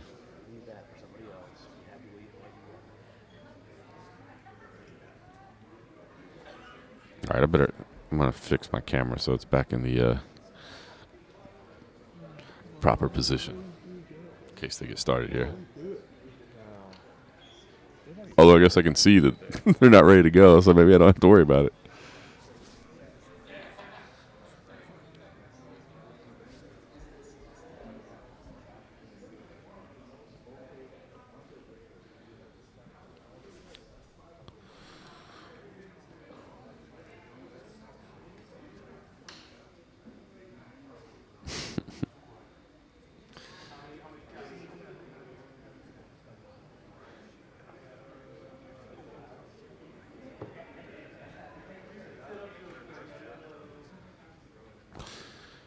Nah, I just think I don't know. I mean, look, I guess we're talking about what, 2 weeks away. That's awesome. 2 weeks away until we don't have to have this debate anymore. But yeah, I just feel like okay, security's getting in place. Let me fix it. 2 weeks away. I'm still picking John Jones.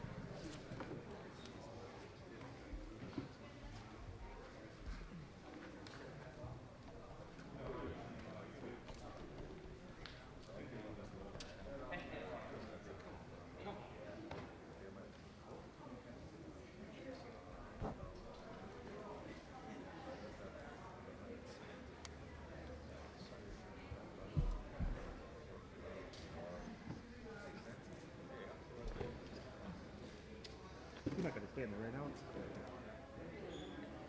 Maybe I will. Maybe I won't. Maybe I'll throw my chair at you.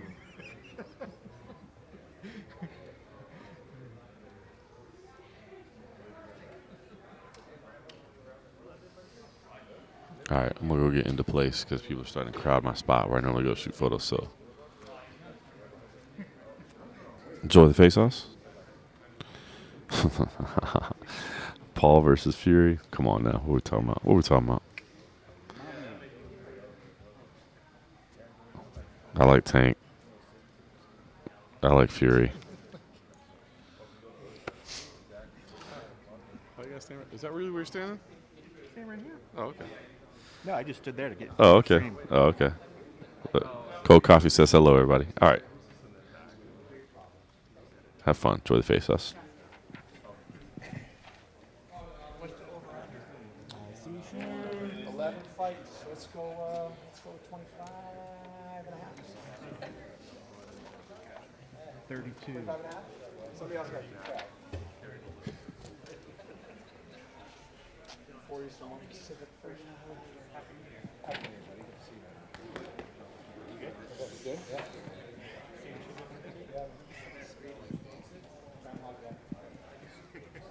You ready, Sean? Go ahead.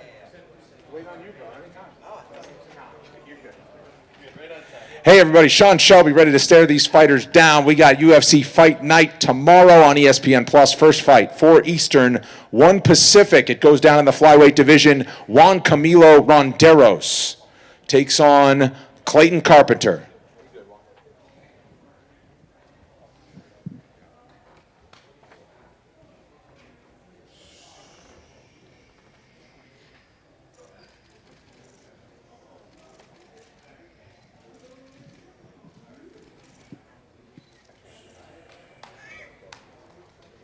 Next bout is in the welterweight division. Temba Garimbo takes on AJ Fletcher.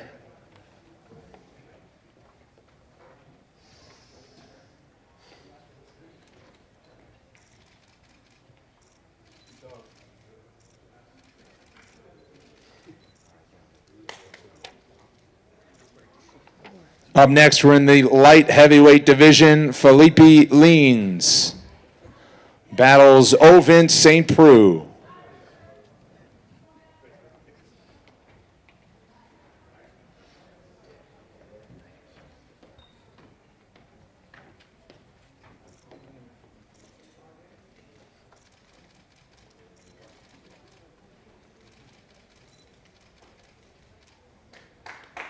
Up next, we're at featherweight. Hussein Askabov takes on Jamal Emmers.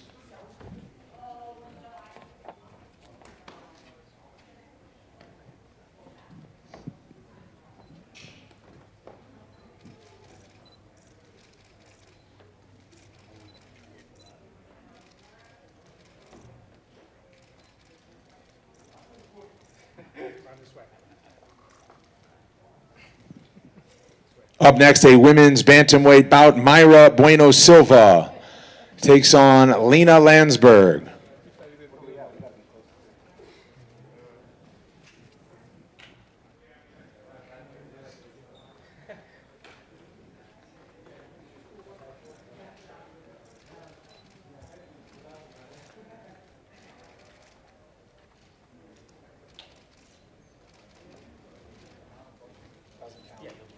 And our featured prelim is in the lightweight division. Evan Elder takes on Nazim Sadikov.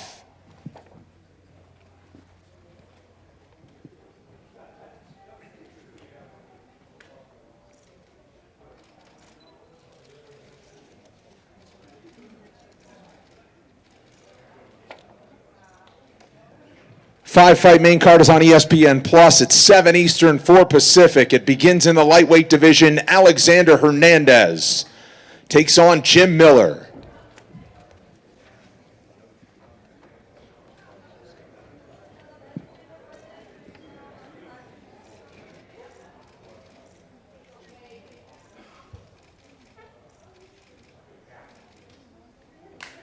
Up next at light heavyweight, Marcin Prachnio takes on William Knight.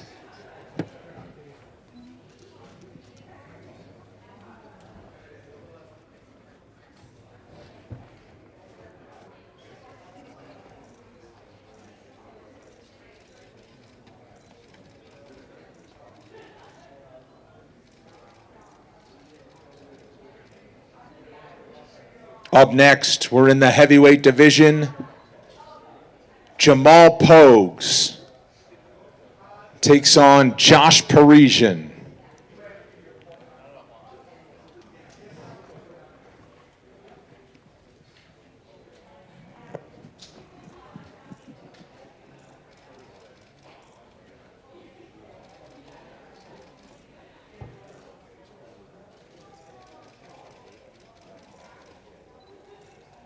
Co-main event is at light heavyweight. At light heavyweight, Zach Paunga takes on Jordan Wright.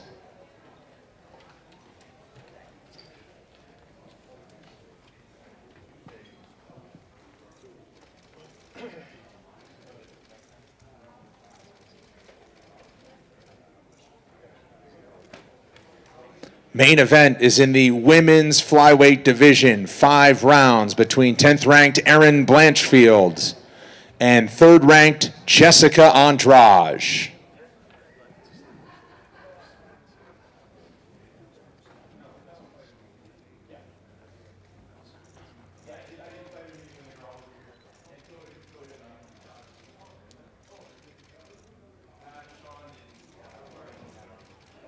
Erin Blanchfield and Jessica Andrade in tomorrow's main event on ESPN Plus.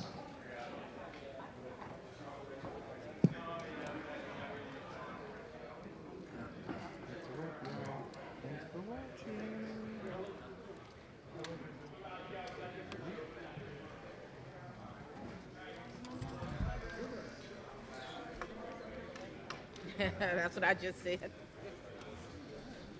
All right, so what? Timba Garimbo with the face-off of the day. That added a little flavor to that one, didn't it?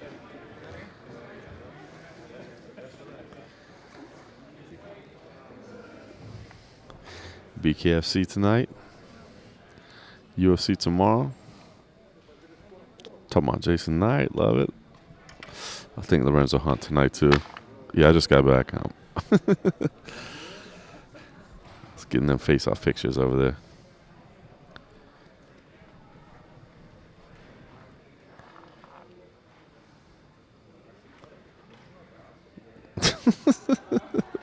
Sorry, I was scrolling up. All right, anyway. Enjoyed it, as always, fellas. Good to be back. Been a while. I don't even remember the last time we did one of these. Travel's been crazy. I'll be here next week. Pay-per-view as well. And then March gets a little nuts after that. I got a lot of travel in March, which I'm looking forward to. But anyway, appreciate you guys watching, as always. Enjoy chatting. Even those of y'all that are crazy enough to pick Cyril Gahn, I enjoyed chatting with you guys as well. I guess we'll find out who's right in 2 weeks. It's me. John Jones is going to win. Y'all crazy. BKC should be fun tonight. Check it out. See you guys tomorrow. Pleasure, guys. Oh, wait. What am I trying to answer you, Richard Niger? What'd you say? What'd you say? I'm scrolling up. I don't see it. I don't see it. Oh, I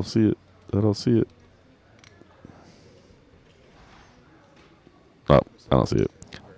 Big John Jones, don't be dumb. See you guys.